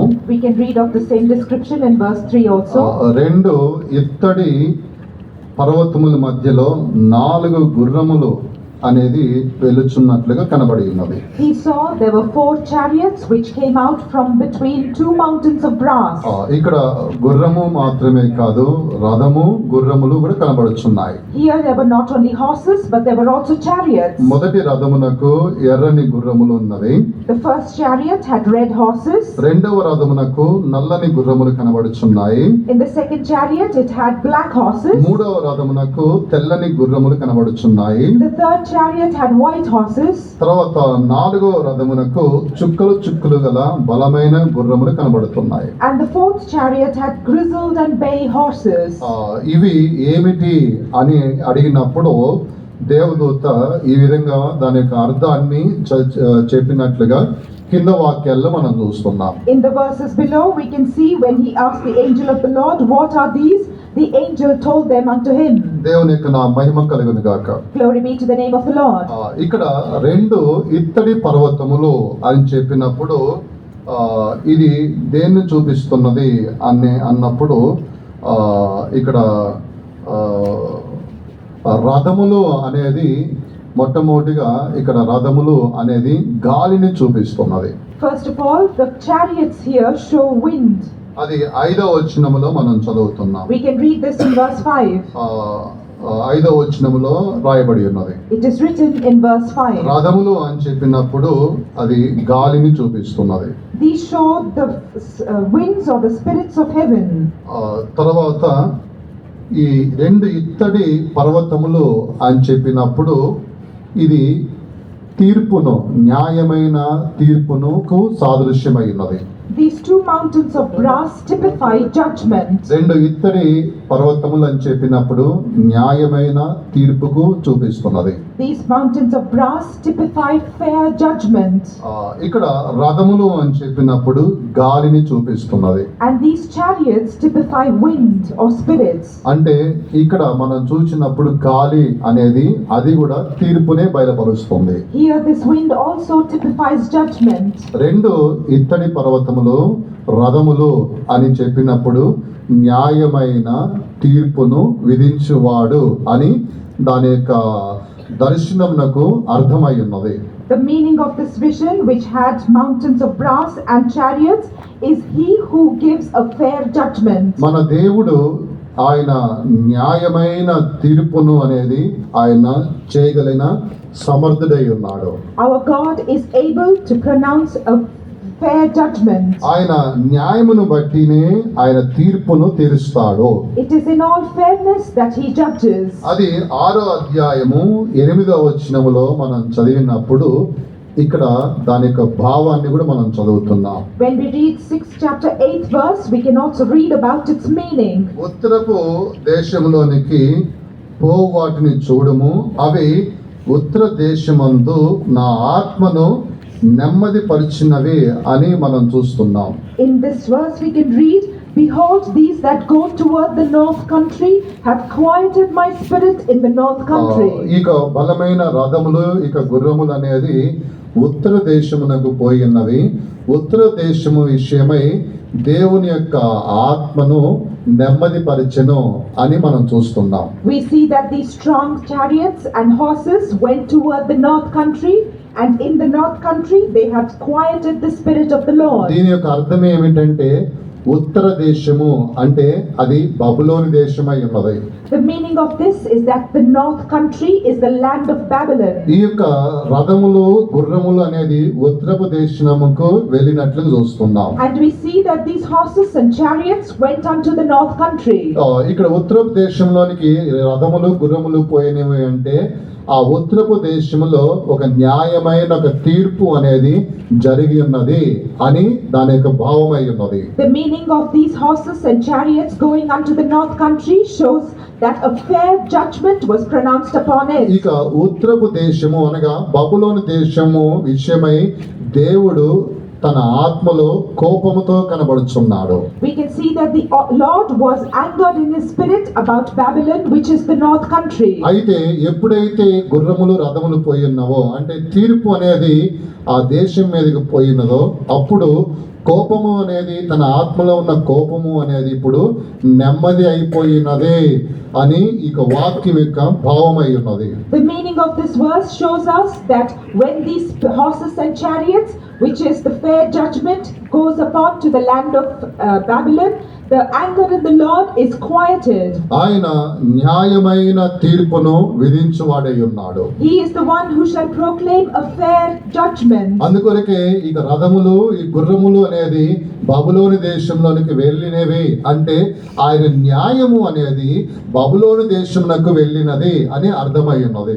Therefore, when we say that the horses and chariots have gone unto Babylon, it means that his judgment has gone upon it. అక్కడ న్యాయమైన తీర్పు అనేది దేవుడు చేసి ఉన్నాడు. అప్పుడు తన యొక్క ఆత్మలో నెమ్మది కలిగి ఉన్నది. The Lord pronounced a fair judgment upon this place, and then his spirit was quieted. ప్రియమైన దేవుని బిడ్డలారా, Beloved children of God, న్యాయమైన తీర్పును మన దేవుడు జరిగించువాడై ఉన్నాడు. our Lord will pronounce a fair judgment. ఎవరైనా నీకు విరోధముగా ఏదైనా చేసినప్పటికైనా నువ్వు దుఃఖపడవద్దు. Do not be grieved when someone does something against you. నీ దేవుడు న్యాయమైన తీర్పును ఆయన నీ పట్ల చేస్తాడు. Your God will do a fair justice towards you. తీర్పు తీర్చు విషయము అనేది అది దేవునికి సంబంధించినదై ఉన్నది. Doing justice or giving judgment is of the Lord. నీవు ఎవరి విషయంలో నువ్వు దుఃఖపడని అవసరమే లేదు. తీర్పు తీర్చేది దేవుడై ఉన్నాడు. నువ్వు తీర్చిన అవసరం లేదు. There is no need for you to be grieved against anyone, nor for you to judge them, because the Lord himself will deliver judgment. 7వ కీర్తన 11వ వచనములో మనం చదివినప్పుడు ఆయన న్యాయమును బట్టి తీర్పు తీరుస్తాడు అని ఆ యొక్క కీర్తనలో మనం చూస్తున్నాం. In Psalm 7 verse 11 we can see that God judges the righteous. తర్వాత 63వ అధ్యాయం యెషయా గ్రంథము 3వ వచనములో మనం చూసినట్లయితే ఒంటరిగా ఆయన ద్రాక్ష గానుగను త్రొక్కుచున్నాడని రాయబడి ఉన్నది. Also when we see in Isaiah 63rd chapter and verse 3, it is written, I have trodden the winepress alone. మూడవ వచనములో ఒంటరిగా ఆయన ద్రాక్ష గానుగను త్రొక్కుచున్నాడు. In the third verse, it is written that he has trodden the winepress alone. జనములలో ఎవడును నాతో ఉండలేదు. And of the people there was none with me. ఆయన రౌద్రము చూపించి రౌద్రము చేత అనగదొరుకుచున్నాడు అని మనం చూస్తున్నాం. We read here that I will tread them in mine anger and trample them in my fury. దేవుని స్తోత్రం. Praise be to God. దేవుడు న్యాయముగా ఆయన తీర్పు తీరుస్తాడు. The Lord will pronounce judgment in all fairness. తీర్పు తీర్చే విషయము అది దేవునిదై ఉన్నది. The matter of judgment is of the Lord. దేవుని స్తోత్రం. Praise be to God. కాబట్టి మనం తీర్పు తీర్చిన అవసరం లేదు. Therefore there is no need for us to judge. న్యాయమైన తీర్పును ఆయన మన పక్షముగా ఉండి ఆయన జరిగిస్తాడు. Our Lord will be on our side and he will judge fairly. మొట్టమొదటిగా మనం చూసినప్పుడు మనకు విరోధంగా లేచిన శత్రువుల విషయమై ఇప్పుడు నేను మాట్లాడుచున్నాను. First of all, I am going to speak about the enemies who rise against us. ఉదాహరణకు మనము ఇశ్రాయేలు ప్రజలను మనం గమనించినట్లయితే, First of all, for example, if we observe the people of Israel, వారు ఐగుప్తు దేశంలో దగ్గర వారు 400 సంవత్సరములు లేక 400 నుండి 450 సంవత్సరముల వరకు వారు ఐగుప్తు దేశంలో ఉండి వారు ఎక్కువగా బానిసలుగా ఉండి వారు ఎంతో కష్టములను అనుభవించి ఉన్నారు. వారిని కష్టపెట్టి ఉన్నది ఐగుప్తు యొక్క సైనికులు, ఐగుప్తు యొక్క ప్రజలు, ఐగుప్తు యొక్క అధికారులు, ఫరో వారిని అధికముగా కష్టపెట్టి ఉన్నారు. we can see that the people of Israel were in Egypt for between 400 to 450 years, and when they were there, they were much persecuted and tormented by the soldiers of Egypt, the people, authorities, and Pharaoh. వారి యొక్క కష్టమును బట్టి ఇశ్రాయేలు ప్రజలు వారు కన్నీళ్లు కార్చి దేవునికే మొరపెట్టి ఉన్నట్లుగా రాయబడి ఉన్నది. It is written that because of their torment, they shed tears and cried unto the Lord. దేవునికి మొరపెట్టినప్పుడు దేవుడు వారి యొక్క మొరను ఆయన ఆలకించి ఉన్నాడు. When they cried unto the Lord hearkened unto them. ఆలకించి దేవుడైన యెహోవా ఇశ్రాయేలు ప్రజలకు న్యాయమైన తీర్పును ఆయన వారికి అనుగ్రహించి ఉన్నాడు. He hearkened unto their cry and he gave them a fair judgment. ఎవరైతే వారిని కష్టపెట్టి ఉన్నారో దేవుడు వారి పక్షముగా ఇశ్రాయేలు పక్షముగా నిలబడి కష్టపెట్టిన వారి విషయంలో దేవుడు యుద్ధం చేసి ఉన్నాడు. The Lord stood on their side, on their behalf, and he did battle against those who persecuted Israel. ఐగుప్తు దేశాన్ని దేవుడు పాడు చేసి ఉన్నాడు. The Lord spoils the land of Egypt. వారందరి మీదకి దేవుడు తెగుళ్ళు పంపించి ఉన్నాడు. He sent plagues upon all of them. ఇక్కడ తెగుళ్ళు మనం చూసినప్పుడు దేవుడు చూస్తే చిన్న కార్యాలతో వాళ్ళని మొత్తినట్లు చూస్తున్నాం. Here we see that in small matters the Lord smote them in these plagues. ఆయన యుద్ధం చేయడానికి ఆరంభించినప్పుడు మనుషులే అవసరం లేదు. When he started to fight for them, he did not need people. ఆయన చేసే యుద్ధాలన్నీ కూడా ఇలాగా కనబడుతుంటాయి. All the battles that he has done are seen like this. ఆయుధాలు ధరించుకున్న సైనికులను పంపించాలని దేవుడు కోరుకోలేదు. The Lord does not choose to send soldiers who are fully armed. నరుని యొక్క సహాయమును ఆయన వాడుకోలేదు. He does not use the help of men. చిన్న క్రిములను కీటకాలను దేవుడు వాడుకొని ఉన్నాడు. He has used small insects and small organisms. ఆ దేశాన్ని పాడు చేయడానికి దేవుడు పేలు పంపించాడు. The Lord sent lice to spoil that అది land. అల్పమైన జీవే ఉన్నది. It is a small being. అది మనం చేయి పట్టుకొని దాన్ని నలిపినట్లయితే అది మొత్తం కూడా అది నలిగిపోతుంది. అలాంటి ఒక చిన్న క్రిమి, ఒక చిన్న జీవిని ఆయన సైన్యముగా పంపించి ఉన్నాడు. He sent the small lice as a great army. It is a small being which we can crush between our fingers, but the Lord used it against these Egyptians. రెండవదిగా ఆయన వాడుకున్న సైన్యము ఏమిటంటే కప్పని మనం చూస్తున్నాం, కప్పలను చూస్తున్నాము. The second thing that he used as an army are the frogs. ఆ యొక్క కప్పలను దేవుడు అవి కూడా అల్పమైనవి, అవి మన కాలుతో తొక్కినట్లయితే అవి చనిపోతాయి. అటువంటి అల్పమైన దాన్ని ఒక సైన్యముగా వాడుకొని ఉన్నాడు. Even the frogs are small and weak. If we step upon them, we can crush them, but the Lord used them as a great army. ఇలాగున దేవుడు చిన్న కార్యాలను వాడుకొని తర్వాత వారి యొక్క శరీరాన్ని ముట్టి ఉన్నాడు. పొక్కులు దద్దులు వచ్చేటట్లుగా ఆ ఊరి యొక్క నేల మట్టి ఏదైతే బూడిద ఉందో ఆ బూడిదను ఆయన వాడుకొని ఉన్నాడు. In this way the Lord used the small organisms and beings. He also caused boils to come upon their skin. He used the dust and ashes of that land. ఇలాగున అల్పమైన కార్యాలు పెట్టి దేవుడు వాటి ద్వారా అల్పమైన కార్యాలు జీవులతో ఆయన ఐగుప్తు దేశమునే ఆయన పాడు చేసి ఉన్నాడు. ఐగుప్తు ప్రజలనే ఆయన తల్లడిల్లింపజేసి ఉన్నాడు. In this manner the Lord used small and weak things to spoil the land of Egypt and to cast all its people into confusion. ఇశ్రాయేలు ప్రజల పట్ల దేవుడు ఆయన ఒక న్యాయం తీర్చడానికి ఆయన నిలబడి ఉన్నాడు. He stood so that he could cause judgment to come for the sake of Israel. ఇశ్రాయేలు ప్రయాసపడి కష్టపడి ఉన్నారు కాబట్టి న్యాయంగా వారి పట్ల నిలబడి ఐగుప్తీయులకు తీర్పు తీర్చి ఉన్నాడు. Because the people of Israel strove much, he stood on their behalf and caused judgment upon the people of Egypt. వారు ఐగుప్తు దేశంలో ఉన్న నైలు నది ఉంది కదా, ఆ నైలు నదిని వారు పూజ చేసేవారిగా ఉన్నారు. They were those who used to worship the river Nile that was in the land of Egypt. ఇప్పుడు ఎలాగా మనము కృష్ణ లేకపోతే వేరే నదులు ఎలా ఉన్నాయో మనకు ఇక్కడ వాటికి కొంతమంది ఏ విధంగా దేవతలుగా పూజిస్తున్నారో నదులను, అలాగనే నైల్ నదిని వారు పూజ చేసేవారై ఉన్నారు. Just as we worship many diverse types of rivers like Krishna in our country, in those days they used to worship the river Nile. అలాగే దేవుడు వారి యొక్క నదిని అంతటిని కూడా రక్తముగా మార్చి ఉన్నాడు. That is why the Lord transformed that river into blood. చివరిగా అందరిని తీసుకుని వెళ్ళి ఎర్ర సముద్రంలో వారందరినీ పాతి పెట్టి ఉన్నాడు. Finally he took all of them and buried them in the Red Sea. ఇలాగున ఇశ్రాయేలు ప్రజల పట్ల ఉండి దేవుడు న్యాయముగా ఉండి ఎదుటి వారికి శత్రువుల పట్ల న్యాయముగా ఉండి తీర్పు తీర్చి ఉన్నాడు. In this way the Lord stood on the side of the Israelites and caused judgment on the ప్రియమైన దేవుని enemies. బిడ్డలారా, Beloved children of నువ్వు God, ఆత్మీయంగా ఉంటే చాలు, నీ దేవుని పట్ల నువ్వు దగ్గరగా ఉంటే చాలు, నీ ప్రభువు నీ దేవుడు నీ పక్షముగా నిలబడి నీ శత్రువుల పట్ల నీకు ఒక న్యాయాన్ని జరిగిస్తాడు, వారికి తీర్పుని విధిస్తాడు. it is enough if you are nigh unto the Lord and that you stand for the Lord. He will be by your side and he will cause judgment upon your enemies. వారు నీ ఎద్దుకు రావడానికే వారు భయపడతారు. They will fear to even approach ఇక you. చుట్టుపక్కల ఉన్న సైన్యము, శత్రు సైన్యము అనేది ఇశ్రాయేలు ప్రజలను చూస్తేనే వారికి భయము అనేది హృదయంలో పుట్టి ఉన్నది. వారి యొక్క నాలుక కూడా నోరు తెరిచి ఆడించలేదు. అటువంటి ఒక భయమును ఆ ఐగుప్తులో ఉన్న ప్రజలకును తర్వాత చుట్టుపక్కల ఉన్న ప్రాంతంలో వారికి ఇశ్రాయేలు విషయమై శత్రు సైన్యానికి భయమును దేవుడు పుట్టించి ఉన్నాడు.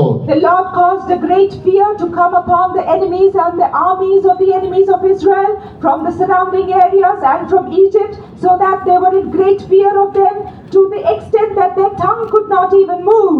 ఇలాగున నీ దేవుడు నీ పక్షముగా ఉండి నీ శత్రువుల విషయమై ఆయన తీర్పు తీరుస్తాడు. నీకు న్యాయమైనది ఆయన నీ చేతికి ఇస్తాడు. న్యాయముగా నీ పక్షముగా ఉండి శత్రువుకి తీర్పు తీర్చువాడే కనబడుతున్నాడు. In the same way the Lord will stand on your side and he will judge your enemies and he will give you justice. ఇది నీ పక్షముగా దేవుడు ఉండి ఆయన ఇతరులకు తీర్పు తీర్చే విషయంలో నీ పక్షముగా న్యాయముగా నిలబడి ఉన్నాడు. In this way the Lord will stand on your side as a fair judge and cause judgment upon the people. ఇది మొదటి కోణమై ఉన్నది. This is the first angle. రెండవ కోణంలో మనం చూసినప్పుడు Second angle, when we see, ఈ పట్టణం విషయమై మనం తీర్పు తీర్చినట్లుగా చూస్తున్నాము. we see that this city was judged. ఈ పట్టణము అనేది పాడైపోయినది. ఈ పట్టణం అంతా కూడా అది అపవిత్రతో నిండిపోయినది కాబట్టి దాని యొక్క పాపము అనేది ఆ పట్టణంలో ఉన్న ప్రజలు అందరూ కూడా వారి యొక్క పాపమును సంపూర్ణముగా చేసి ఉన్నారు. కాబట్టి ఇక్కడ దేవుడు ఆ దేశమును బబులోను దేశాన్ని విడిచిపెట్టకుండా దాన్ని తీర్పు తీర్చి ఆయన నాశనము చేసిన తర్వాత తన యొక్క ఆత్మలో నెమ్మదిగా ఉన్నాడు అని మనం చూస్తున్నాం. Here we see that this city was filled with sin and wickedness and its people were perfected in sin, Therefore, after the Lord pronounced his fair judgment upon the city, his anger was quieted and he was quiet in his spirit. ఇది రెండో కోణంలో ఇప్పుడు మనం ధ్యానిస్తున్నాము. Now we are meditating upon this second మొట్టమొదటిగా angle. కోణములో ప్రభు నీ పక్షముగా న్యాయముగా ఉండి శత్రువులకు తీర్పు తీరుస్తున్నాడు. ఇది మొదటిదిగా. రెండవదిగా మనం చూసినట్లయితే అన్యాయము అనేది ఏదైనా నీలోనైనా సరే మనలో కనబడినట్లయితే ప్రభు మన విషయమై కూడా ఆయన న్యాయముగా ఉండి మన పట్ల తీర్పు తీరుస్తాడు. In the first angle we saw that the Lord stood beside you and caused judgment upon your enemies and gave you justice. In the second angle, even if there is any kind of injustice within you, the Lord will stand as a fair judge against you. ఇక్కడ బబులోను పట్టణంలో దోషము కనబడింది కాబట్టి దేవుడు దాని మీదకి తీర్పును పంపించాడు. Because wickedness was seen in the city of Babylon, the Lord sent his judgment upon it. అటు దేవుని యొక్క రాజ్యములో కూడా ఆ యొక్క కెరూబు దూత గురించి మనం చూస్తున్నాము. అది తన్ను తాను ఏంటి అన్యాయం పెంచుకొని అపవిత్రతగా కనబడింది కాబట్టి దేవుడు దాన్ని భూమి మీద పడవేసినట్లుగా మనం చూస్తున్నాం. Even in the kingdom of God, we read of the cherub who became unclean because of its wickedness, and the Lord cast it down unto the earth. నోవహు కాలములో ఉన్న అప్పుడున్న పూర్వకాలమందున్న లోకము, అలాగనే లోతు కాలంలో ఉన్న ఆ యొక్క సోదమ పట్నం మనం చూసినప్పుడు పాపం అనేది నిన్నట్లు చూస్తున్నాం. We see also in the days of Noah, the times of those days, the generation of those days, also in the time of Lot, we see the cities of Sodom and Gomorrah which were filled with sin and wickedness. అప్పుడు ఈ పట్టణములు రెండింటిని కూడా ఆయన విడిచిపెట్టలేదు. Then the Lord did not spare each of those cities. దాని యందు మనము చూసినప్పుడు అక్కడ కూడా అన్యాయము అనేది కనబడి ఉన్నది. Even there we saw that there was injustice. అప్పుడు దేవుడు దాని విషయంలో ఆయన న్యాయముగా ఉండి ఆ పట్టణం విషయమందు తీర్పు తీర్చి ఉన్నాడు. Even there that the Lord was as a fair judge and he pronounced judgment. అప్పుడు మన జీవితాన్ని మనం పరిశీలించుకున్నప్పుడు Then when we examine our life, అన్యాయమైనది ఏదైనా మనలో మనం పెట్టుకున్నట్లయితే if there is any injustice that we have kept within దేవుడు ourselves, న్యాయముగా ఉండి మన పట్ల తీర్పు తీరుస్తాడు. the Lord will stand as a fair judge and judge us. దేవుని స్తోత్రం. Praise be to God. అందుకొరకే మనము వాక్యమునకు భయపడాలి అని చెబుతున్నది. That is why it is written that we must fear the word. ఎవరు నన్ను చూడట్లేదు అని అటువంటి భావన ఉండకూడదు. We should not feel that no one is looking at me. ఆకాశమందుండి దేవుడు నరులను చూస్తూనే ఉన్నాడు. The Lord is looking unto men from heaven. నీ యందు ఏదైనా అన్యాయమైనది కనబడినట్లయితే అన్యాయమును నువ్వు పరిపూర్ణంగా చేసే వ్యక్తిగా నువ్వు ఉన్నప్పుడు అలా ఉన్నట్లయితే ప్రభు నీ మీద కూడా తీర్పు తీర్చువాడే ఉంటాడని ఈ యొక్క భావన మనం చూస్తున్నాం. We can see the meaning that if we have any injustice within us, or if we are perfecting injustice in us, the Lord will judge us. ప్రియమైన దేవుని బిడ్డలారా, Beloved children of God, అందరం కూడా దేవుని యొక్క సన్నిధానంలో ఉన్నాం కాబట్టి దేవుని యొక్క తీర్పు మన మీదకి రాకుండానట్లుగా జాగ్రత్తగా ఉండాలి. because we are all in the presence of God, we must be careful to see that the judgment of God does not come upon us. మనము యోనా గ్రంథంలో చూసినప్పుడు నినివే పట్టణస్థుల గురించి చూస్తున్నాము. వారు కూడా అపవిత్ర కార్యములు అనేది వారి పట్టణంలోనూ వారి జీవితంలో కనబడినప్పుడు దేవుడు వారి విషయమై ఆయన న్యాయముగా ఉండి వారి మీద తీర్పు తీర్చాలని తలంచి ఉన్నాడు. అలా తీర్పు తీర్చబడకున్నట్లుగా, నాశనం కాకున్నట్లుగా ఆ దినాల్లో దేవుడు ప్రవక్త యోనాను పంపించి ఉన్నాడు. We see in the matter of the city of Nineveh, when their wickedness ways came unto the Lord, he chose to do justice unto them as a fair just, but so that judgment does not come unto them, he sent the prophet Jonah unto them. యోనా వెళ్ళి వారు చేసిన యొక్క తప్పు ఏదైతే వారిలో ఉన్నదో, అపవిత్రత దోషం ఉన్నదో, ఆ దోషం గురించి ఆ ప్రజలకు యోనా తెలియపరిచినప్పుడు వారు దేవునికి భయపడి ఉన్నారు. ఆ వాక్యమునకు భయపడి వారు గోనె పట్లు ధరించుకొని బూడిదలో కూర్చొని ఉన్నారు. But when Jonah went and proclaimed their wickedness unto them, they repented, they put on sackcloth and sat in ashes in repentance. అలాగనే మన జీవితంలో కూడా ఏదైనా దోషములు అనేది ఉన్నట్లయితే తీర్పు రాక ముందుగానే మనల్ని మనం తగ్గించుకొని దేవుని సన్నిధానములో దేవుని యొక్క పాదాలను మనం పట్టుకోవాలి. In our life also, if there is any wickedness, before judgment comes upon us, we must repent and we must catch hold of the Lord's feet. ఈ దినాల్లో మనుషులు చాలా మంది పాడైపోతూ ఉన్నారు. In these days, many people are being spoiled. Babel అనేది ఆరంభములో మనం చూసినప్పుడు 11వ అధ్యాయం ఆదికాండము మనం చూస్తున్నాము. అక్కడ వారు ఒక గోపురాన్ని వారు నిర్మిస్తున్నట్లుగా రాయబడి ఉన్నది. In Genesis chapter 11, we can see that they were building the Tower of Babel. అప్పుడు దేవుడు ఆ గోపురమును బట్టి వారందరినీ చెదరగొట్టి ఉన్నాడు. Because of that tower, the Lord scattered all the people. వారు గోపురం కట్టుచున్నప్పుడు వారిని చెదరగొట్టి ఉన్నారు. As they were building the tower, the Lord scattered them. ఈ దినాల్లో చాలా మంది కూడా అటువంటి టవర్స్ ద్వారానే పాడైపోతూ ఉన్నారు. In these days also, many are being corrupted because of such towers. బాహ్యముగా Babel గోపురాన్ని మనం చూస్తున్నాము. ఇప్పుడు మనం చూస్తే ఆ గోపురాల యొక్క టవర్స్ అన్ని కూడా మనం అక్కడక్కడ చూస్తూనే ఉన్నాము. ఇంటర్నెట్ సిగ్నల్తో ఉన్న యొక్క టవర్స్ ను మనం చూస్తున్నాం. ఫోన్ టవర్స్, ఎయిర్టెల్, బిఎస్ఎన్ఎల్ అని ఇటువంటి యొక్క టవర్స్ ఎన్నో మనం చూస్తూనే ఉన్నాం. Just as they built the Tower of Babylon, in these days also we can see diverse types of towers for the internet, for telecommunications, for Airtel and BSNL. ఆ దినాల్లో ఆ యొక్క గోపురమును బట్టి వారందరూ కూడా పాడైపోయి ఉన్నారు. In those days they were all corrupted because of the tower. దేవుడు ఆ గోపురమును అది వారు కట్టుకున్నట్లుగా అందరినీ చెదరగొట్టి ఉన్నారు, అంటే తీర్పు తీర్చి ఉన్నాడు. అలాగనే ఈ దినాల్లో కూడా వారు ఆ గోపురమును బట్టి పాడైపోయి ఉన్నారు. ఈ దినాల్లో ఇప్పుడున్న ఈ టవర్లను బట్టి, ఈ గోపురాలను బట్టి ఇప్పుడున్న జనరేషన్ అనేది పాడైపోతూ ఉన్నది. In those days when they were building the tower, the Lord scattered them so that they could not build anymore.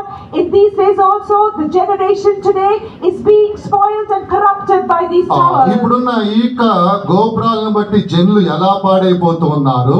How are the generations being corrupted by today's towers? ఫోన్లలో అనేకమైన కార్యాలు చూసి ఇప్పుడున్న జనరేషన్ అనేది వీరు పాడైపోతూ ఉన్నారు. Because they look at many unseemly things on their phones, they are being corrupted now. నీ యందు దోషము అనేది కనబడుతున్నట్లయితే ఇప్పుడే దేవుని సన్నిధానంలో తగ్గించుకొని ఆ దోషాన్ని విడిచిపెట్టము. లేకపోయినట్లయితే దేవుని యొక్క తీర్పు అనేది నీ మీద కనబడుతుంది. If there is any wickedness in you, then even now confess it and forsake it. If you do not do so, the Lord's judgment will be on you. ఇక్కడ రెండు ఇత్తడి పర్వతములు, వాటి మధ్యలో 4 రథములతో కూడిన గుర్రముల యొక్క దర్శనాన్ని ఈ వ్యక్తి చూచి ఉన్నాడు. Now we can see that this person saw a vision of 2 brass mountains and 4 chariots coming out of them. ఇవి బబులోను దేశములకు వెళ్ళి అక్కడ పాపం విషయమై అక్కడ అవి వెళ్ళి ఉన్నాయి కాబట్టి అది వెళ్ళడము అనేది, ఇక గుర్రములు రథములు వెళ్ళడం అనేది దేవుని యొక్క తీర్పును బయలుపరుస్తుంది.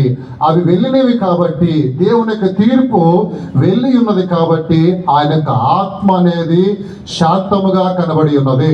These horses and chariots went forth into the city of Babylon, and their judgment came upon the city, and because of this the anger of the Lord was quieted, and he was quieted in his spirit. అంటే శాంతముగా ఉన్నది అంటే దానికి ముందు కోపముతో తన ఆత్మ కనబడుచున్నది. If his spirit is now quieted, that means before it was with anger. అలాగనే దేవుని ఆత్మకు నీవు నేను మనము కోపం రేపకూడదు. In the same way, you and I should not kindle anger in the Lord's spirit. మనము ఏదైనా దోషముతో మనం ఉన్నట్లయితే దేవుని యొక్క ఆత్మకు మనం కోపం రేపుతున్నాము.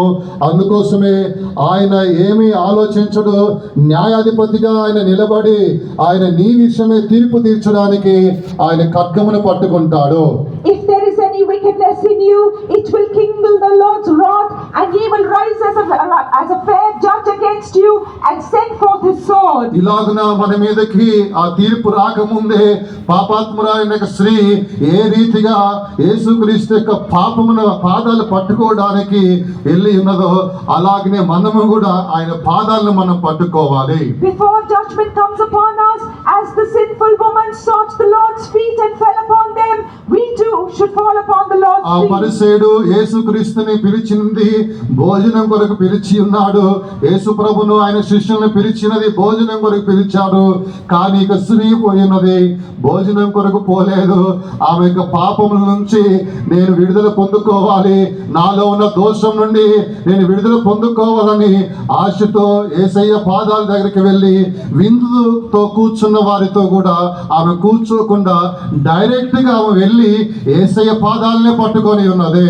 The Pharisee called Jesus and his disciples for a meal, but this woman did not partake of the meal, neither did she sit with those who are at the feast, but she went directly and fell upon the Lord's feet because she was looking forward to receive forgiveness for her sins and deliverance. ఎంతో మంది భోజనశాలకు వెళ్ళి భోజనం కూర్చొని ఉన్నారు.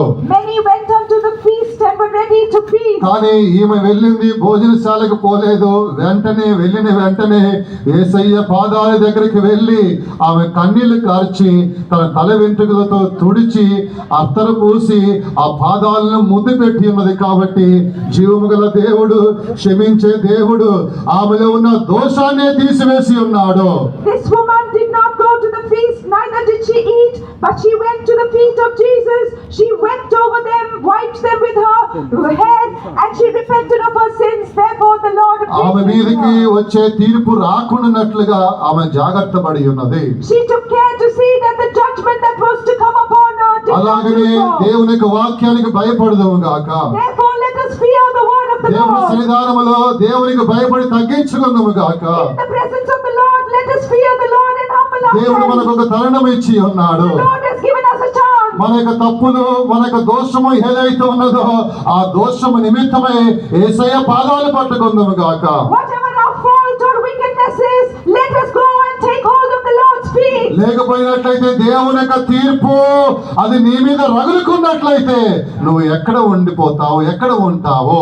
If the Lord's judgment is kindled against you, where will you be? మనందరం కూడా భూమి మీద అల్పులమై ఉన్నాము. We are all but small upon this earth. దావీదు చెబుతున్నాడు, ప్రభువా నేను ఓటుకుండ వంటి వాడిని అని చెబుతున్నాడు. David says unto the Lord, Lord, I am as a broken pot. నరులు ఏంటి వారు మిడతల వలె కనబడుచున్నారు. And people are seen as grasshoppers. మనము ధూళి వలె కనబడుతున్నాము. We are as the dust. మన బ్రతుకు అనేది అల్పమైన బ్రతుకై ఉన్నది.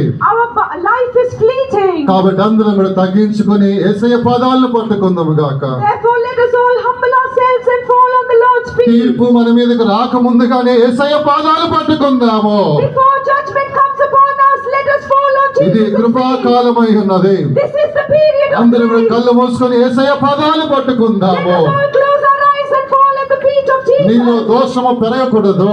Wickedness should not grow in you. నీలో ఉన్న దోషము పెరగకూడదు. The wickedness in you should not grow. ఆ దోషము నీలో అనేది ఉండకుండానట్లుగా ఆయన తీసివేస్తాడు. He will remove that wickedness so that it is no more in you. యేసయ్య పాదాలు పట్టుకుందాము గాక. Let us catch hold of the feet of the అందరూ కూడా Lord. నిలువు మోకాళ్ళు వేసి Let us all stand on our కళ్ళు feet. మూసుకొని Close our eyes. ఆ రెండు చేతులతో యేసయ్య పాదాలు పట్టుకున్నట్లుగా అటువంటి యొక్క విశ్వాస నేత్రాలు తెరచి యేసయ్య పాదాలు పట్టుకోండి. Let us open the eyes of our faith and reach out our hands to catch hold of the feet of Jesus. ఆయన నీ మనసుతో మాట్లాడుతాడు. He is speaking unto your heart. ఎవరు ఏది తలంచవద్దు. No one should think of anything నీలో ఉన్న else. దోషము అనేది పెరగకుండా ఉండాలి అంటే నువ్వు యేసయ్య పాదాలు పట్టుకోవాలి. If the wickedness in you should not increase, then you should take hold of the feet of Jesus. మనం ఎవరైనా పెద్దవారి యొక్క కాళ్ళు పట్టుకుంటున్నప్పుడు వారు మౌనంగా ఉంటారా? If we touch the feet of any elders, will they be silent? ఎవరు మౌనంగా ఉండరు. No one will be silent. వారు వెంటనే వారి యొక్క రెండు చేతులతో మనల్ని పట్టుకొని పైకి లేపుతారు. They will immediately take hold of us with both their hands and raise us up. వాళ్ళు పైకి లేపి వారు వెంటనే చెబుతారు, ఎందుకు అలా పట్టుకున్నావు అని. మన కార్యం ఏదైతే ఉంటుందో అది వారు నెరవేరుస్తారు. They will ask us, why did you take hold of my feet? And they will fulfill whatever it is we ask them. లోకములో ఉన్న పెద్దవారికి అటువంటి మనసు ఉన్నట్లయితే పెద్దవారి కంటే కూడా పెద్దవాడు యేసయ్య యుగ యుగాల నుంచి ఉన్నాడు కాబట్టి ఆయన పాదములు పట్టుకుంటే ఆయన మౌనంగా ఉంటాడా? If the elders in the world itself are able to do so, then our Jesus, who is there from ages to ages, if we fall at his feet, we will be తీర్పు నీ silent. మీదకి రాకుండానట్లుగా యేసయ్య పాదాలు పట్టుకోండి. ఆమేన్. Take hold of the feet of Jesus, that judgment should not come upon you. ఆయన నీ మనసుతో మాట్లాడుతాడు. He is speaking unto your heart. నువ్వు యేసయ్య పాదాలు పట్టుకున్నప్పుడు When you take hold of the feet of Jesus, ఆయన నీతో ఏమని మాట్లాడతాడు? what will he say unto you?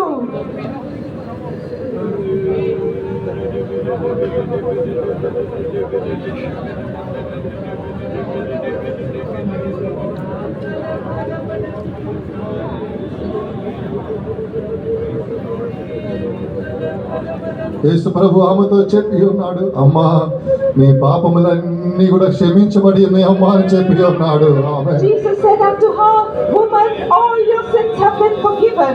నీలో ఉన్న దోషములన్నీ కూడా నేను తీసివేసి ఉన్నాను అమ్మా అని చెప్పాడు.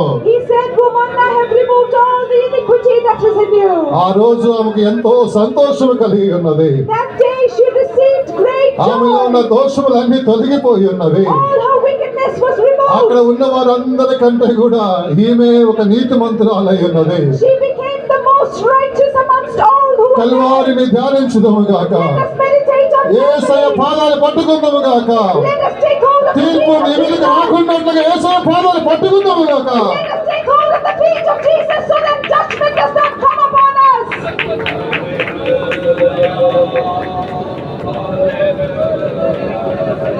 హల్లెలూయా, హల్లెలూయా, హల్లెలూయా, హల్లెలూయా, హల్లెలూయా.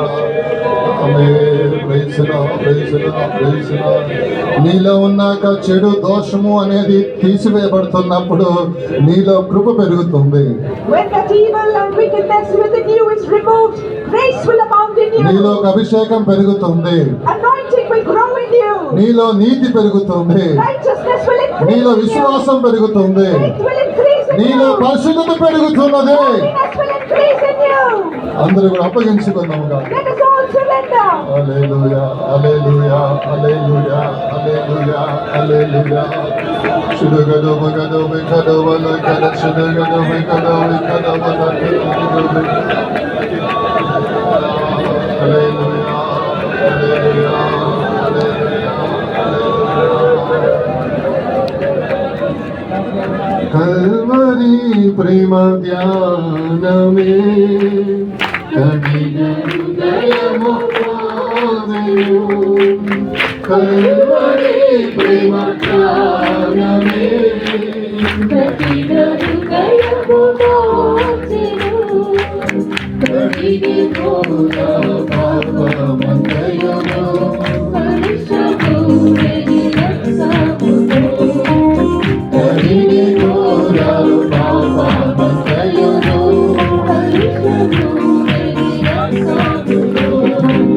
కల్వరి ప్రేమ ధ్యానమే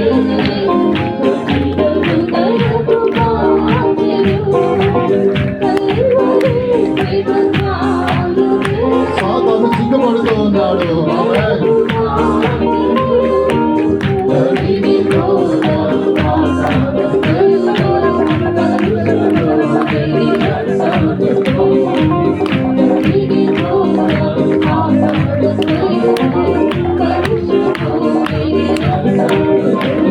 కల్వరి ప్రేమ ధ్యానమే.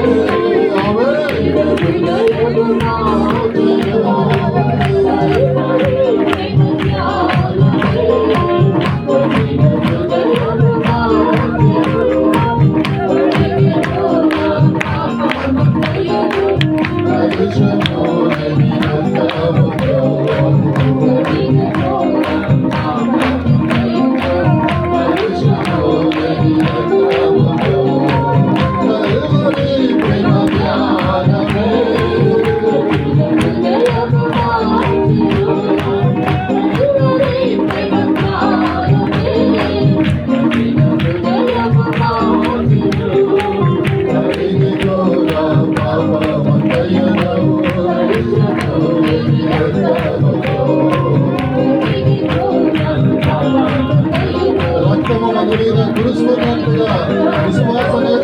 రెచ్చిపోనండి.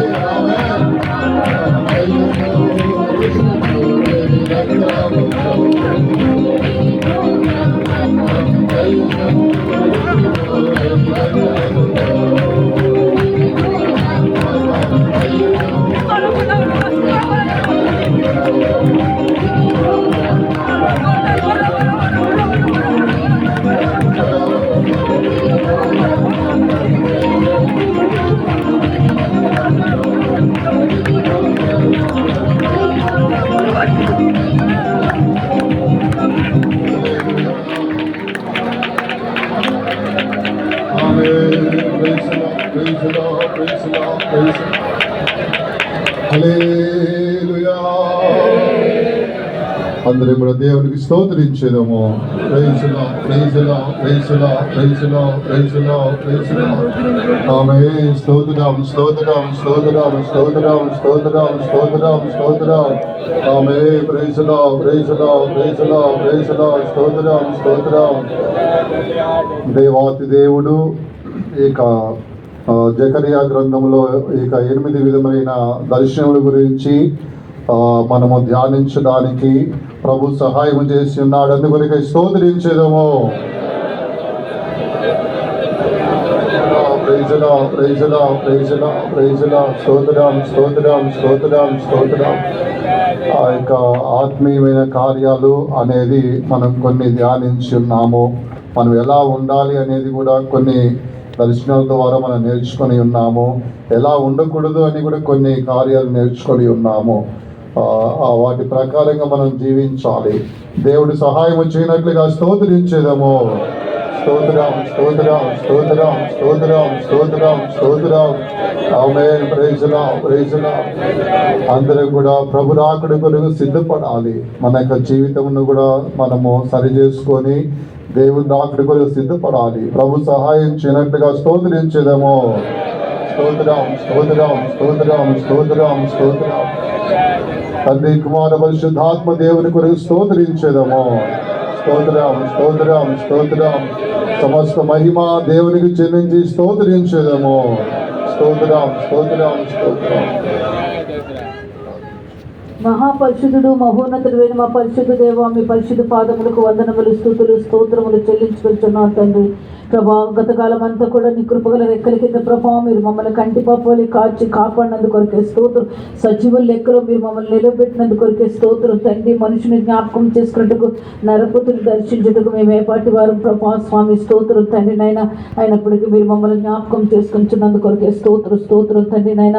మీరు చేసిన మేళ్ళు ఉపకారములన్నిటి కొరకే స్తోత్రం తండ్రి నాయన. అనేక మందికి లేని గొప్ప ధన్యత మీరు మాకు అనుగ్రహించి ఈ సమయంలో కూడా ప్రభా ఈ పరిశుద్ధ పునరుత్థాన కూటములో మేమందరం ఏకముగా ఈ విధముగా కూడి మిమ్మల్ని ఆరాధించటకు తండ్రి మీరు మాకు అనుగ్రహించిన మీ దయ, మీ కృప కొరకే మరొకసారి మీకు కృతజ్ఞత స్తుతులు చెల్లించుకొంచున్నాం తండ్రి. మీకు స్తోత్రం తండ్రి. ఈ ఉదయకాలం ఈ యొక్క ఆరాధనకు ప్రభా తండ్రి కుమార పరిశుద్ధాత్మ దేవుడు మహిమతో దిగి వచ్చినందుకు కొరకే స్తోత్రం. మీ మహిమ చేత మీరు మమ్మల్ని నింపినందుకు కొరకే స్తోత్రం తండ్రి. మీ సన్నిధిలో పాడి స్తుతించి నైనా మిమ్మల్ని నైనా కొనియాటకు కీర్తించటకును ప్రభా మీరు మాకు సహాయం చేసినందుకు కొరకే స్తోత్రం. వాగ్దాన రీతిగా మీరు మా మధ్యకి వచ్చి మీరు మమ్మల్ని బలపరిచినందుకు కొరకే స్తోత్రం తండ్రి. మా మధ్యలో లేపబడిన సాక్ష్యముల కొరకే స్తోత్రం నైనా స్వామి స్తోత్రం. ఈ యొక్క మధ్యాహ్న కాల సమయంలో కూడా తండ్రి నైనా మీ వాక్కుల ద్వారా మీరు మా మధ్యకి దిగి వచ్చి మీరు మాతో కూడా మాట్లాడినందుకు కొరకే స్తోత్రం. మరొకసారి ప్రభా మీరు మమ్మల్ని హెచ్చరించినందుకు కొరకే స్తోత్రం తండ్రి. మేము కూడా ఈ చివరి దినములో ఈ కడవరి దినములు ఏ విధముగా జీవించాలి ప్రభా స్వామి, వేటిని విడిచిపెట్టాలి, వేటిని మేము నాయనా స్వామి స్తోత్రం తండ్రి వేటిని మేము చెయ్యాలని మీరు మాతో కూడా మాట్లాడి ఉన్నందుకు కొరకే స్తోత్రం తండ్రి. అవును ప్రభా స్వామి స్తోత్రం తండ్రి. ఆ యొక్క జకరియా ఒక తండ్రి దర్శనముల ప్రభా ఈ దినముల్లో మేము ధ్యానించడానికి ఇచ్చిన కృప కొరకే స్తోత్రం తండ్రి. తన యొక్క ఆత్మీయ అర్థములు మేము నైనా తెలుసుకున్నట్టు సహాయం చేసినందుకు కొరకే స్తోత్రం. ఆ యొక్క వాక్యానుసారంగా ప్రభా ఈ దినముల్లో మేము జీవించడానికి మీరు కృప దయచేయమని అడుగుచున్నాం తండ్రి. ప్రభా ఎగిరిపోవచ్చున్న పుస్తకమును ప్రభా స్వామి స్తోత్రం జకరియా చూసి ఉన్నాడు ప్రభా. అవును తండ్రి నైనా అది ఒక శాపమై ఉన్నది ప్రభా స్వామి స్తోత్రం. ఆ యొక్క పుస్తకం ఆ యొక్క శాపం ప్రభా స్వామి స్తోత్రం కుటుంబంలోని ప్రభా స్వామి స్తోత్రం నైనా స్వామి స్తోత్రం తండ్రి ప్రవేశించి దూలములను రాళ్లను పడగొట్టుచున్నది ప్రభా స్వామి. అవును మా తండ్రి నైనా మా యొక్క జీవితంలో కూడా తండ్రి ఆ యొక్క శాపం అనేది ప్రవేశించకుండా తండ్రి మేము నైనా దొంగిలించకుండా ప్రభా అబద్ధం ఆడకుండా తండ్రి నైనా జీవించడానికి సహాయం చేయమని అడుగుచున్నాం స్వామి.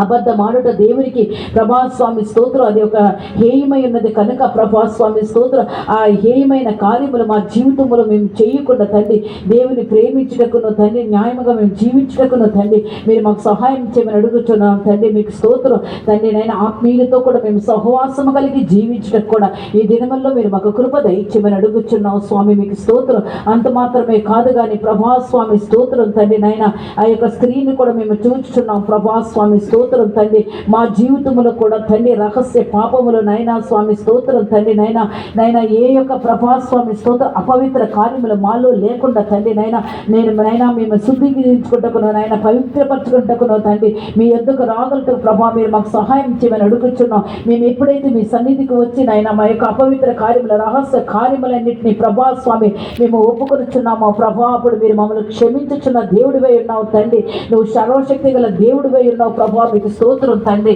అవును ప్రభా స్వామి తండ్రి వాటన్నిటిని మేము విడిచిపెట్టుకుని దినముల్లో ఈ కడవరి దినముల్లో ప్రభా పరిశుద్ధంగాను దేవునికి పవిత్రముగా జీవించడం ప్రభా మీరు సహాయం చేయమని అడుగుతున్నాం అంత మాత్రమే కాదు కానీ తండ్రి నైనా మీరు న్యాయమైన తీర్పు తీర్చి దేవుడివై ఉన్నావు కనుక ప్రభా స్వామి స్తోత్రం తండ్రి మా కష్ట కాలంలో ప్రభా మేము నీకు మొర్ర పెట్టినప్పుడు మీరు వినుచున్నారు స్వామి స్తోత్రం అవును ప్రభా ఇశ్రాయేలు ప్రభా దేవునికి మొర్ర పెట్టుచున్నప్పుడు తండ్రి ఐగుప్తుల చేతిలో నుంచి మీరు విడిపించున్నారు తండ్రి నాయన అవును ప్రభా స్వామి స్తోత్రం మేము కూడా మొర్ర పెట్టినప్పుడు నాయన మీరు మాకు న్యాయమైన తీర్పు తీర్చుచున్నందుకు వరకే స్తోత్రం ప్రభా ఈ దినముల్లో ప్రభా స్వామి స్తోత్రం తండ్రి మాకు విరోధముగా లేచున్న వారందరి చేతుల నుంచి మీరు మమ్మల్ని నాయన విడిపించుచున్నందుకు వరకే స్తోత్రం తండ్రి ఆ యొక్క అపవిత్రమైన స్త్రీ ప్రభా స్వామి యేసు ప్రభు యొక్క పాదములు ఎదురు వచ్చి పడినప్పుడు ప్రభా మీరు క్షమించినారు స్వామి నైనా స్వామి తండ్రి నైనా అవును ఈ దినముల్లో కూడా మేము కూడా తండ్రి నైనా మా యొక్క అపవిత్రమైన కార్యములపై నైనా స్వామి స్తోత్రం మా పాపములన్నీ మీ సన్నిధిలో తండ్రి మా దోషములన్నీ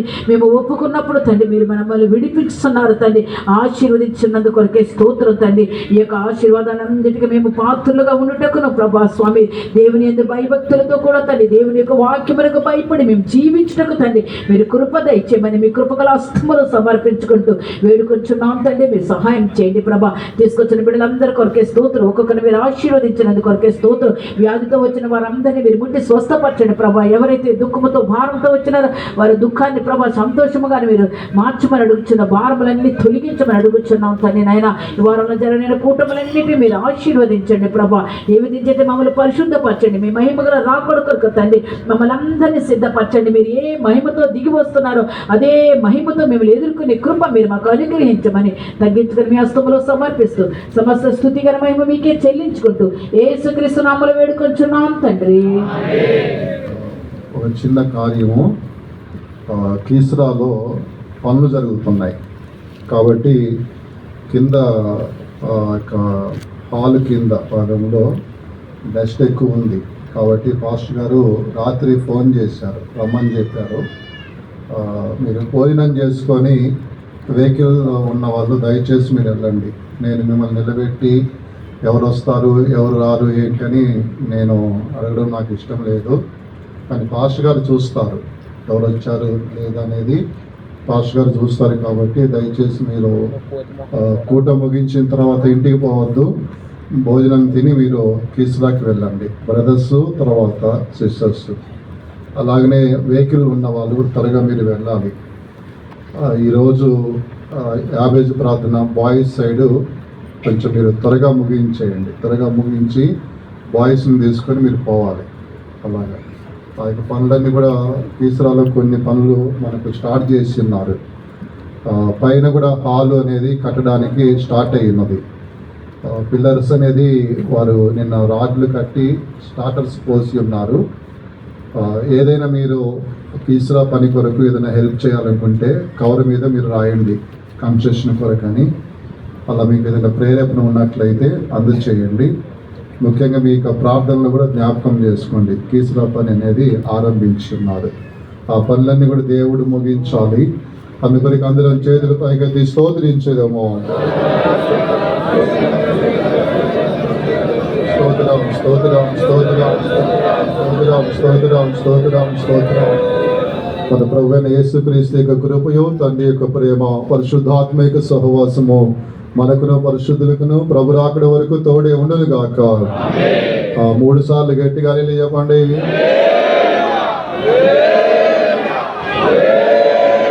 గట్టిగా హల్లెలూయా చెప్పండి. హల్లెలూయా.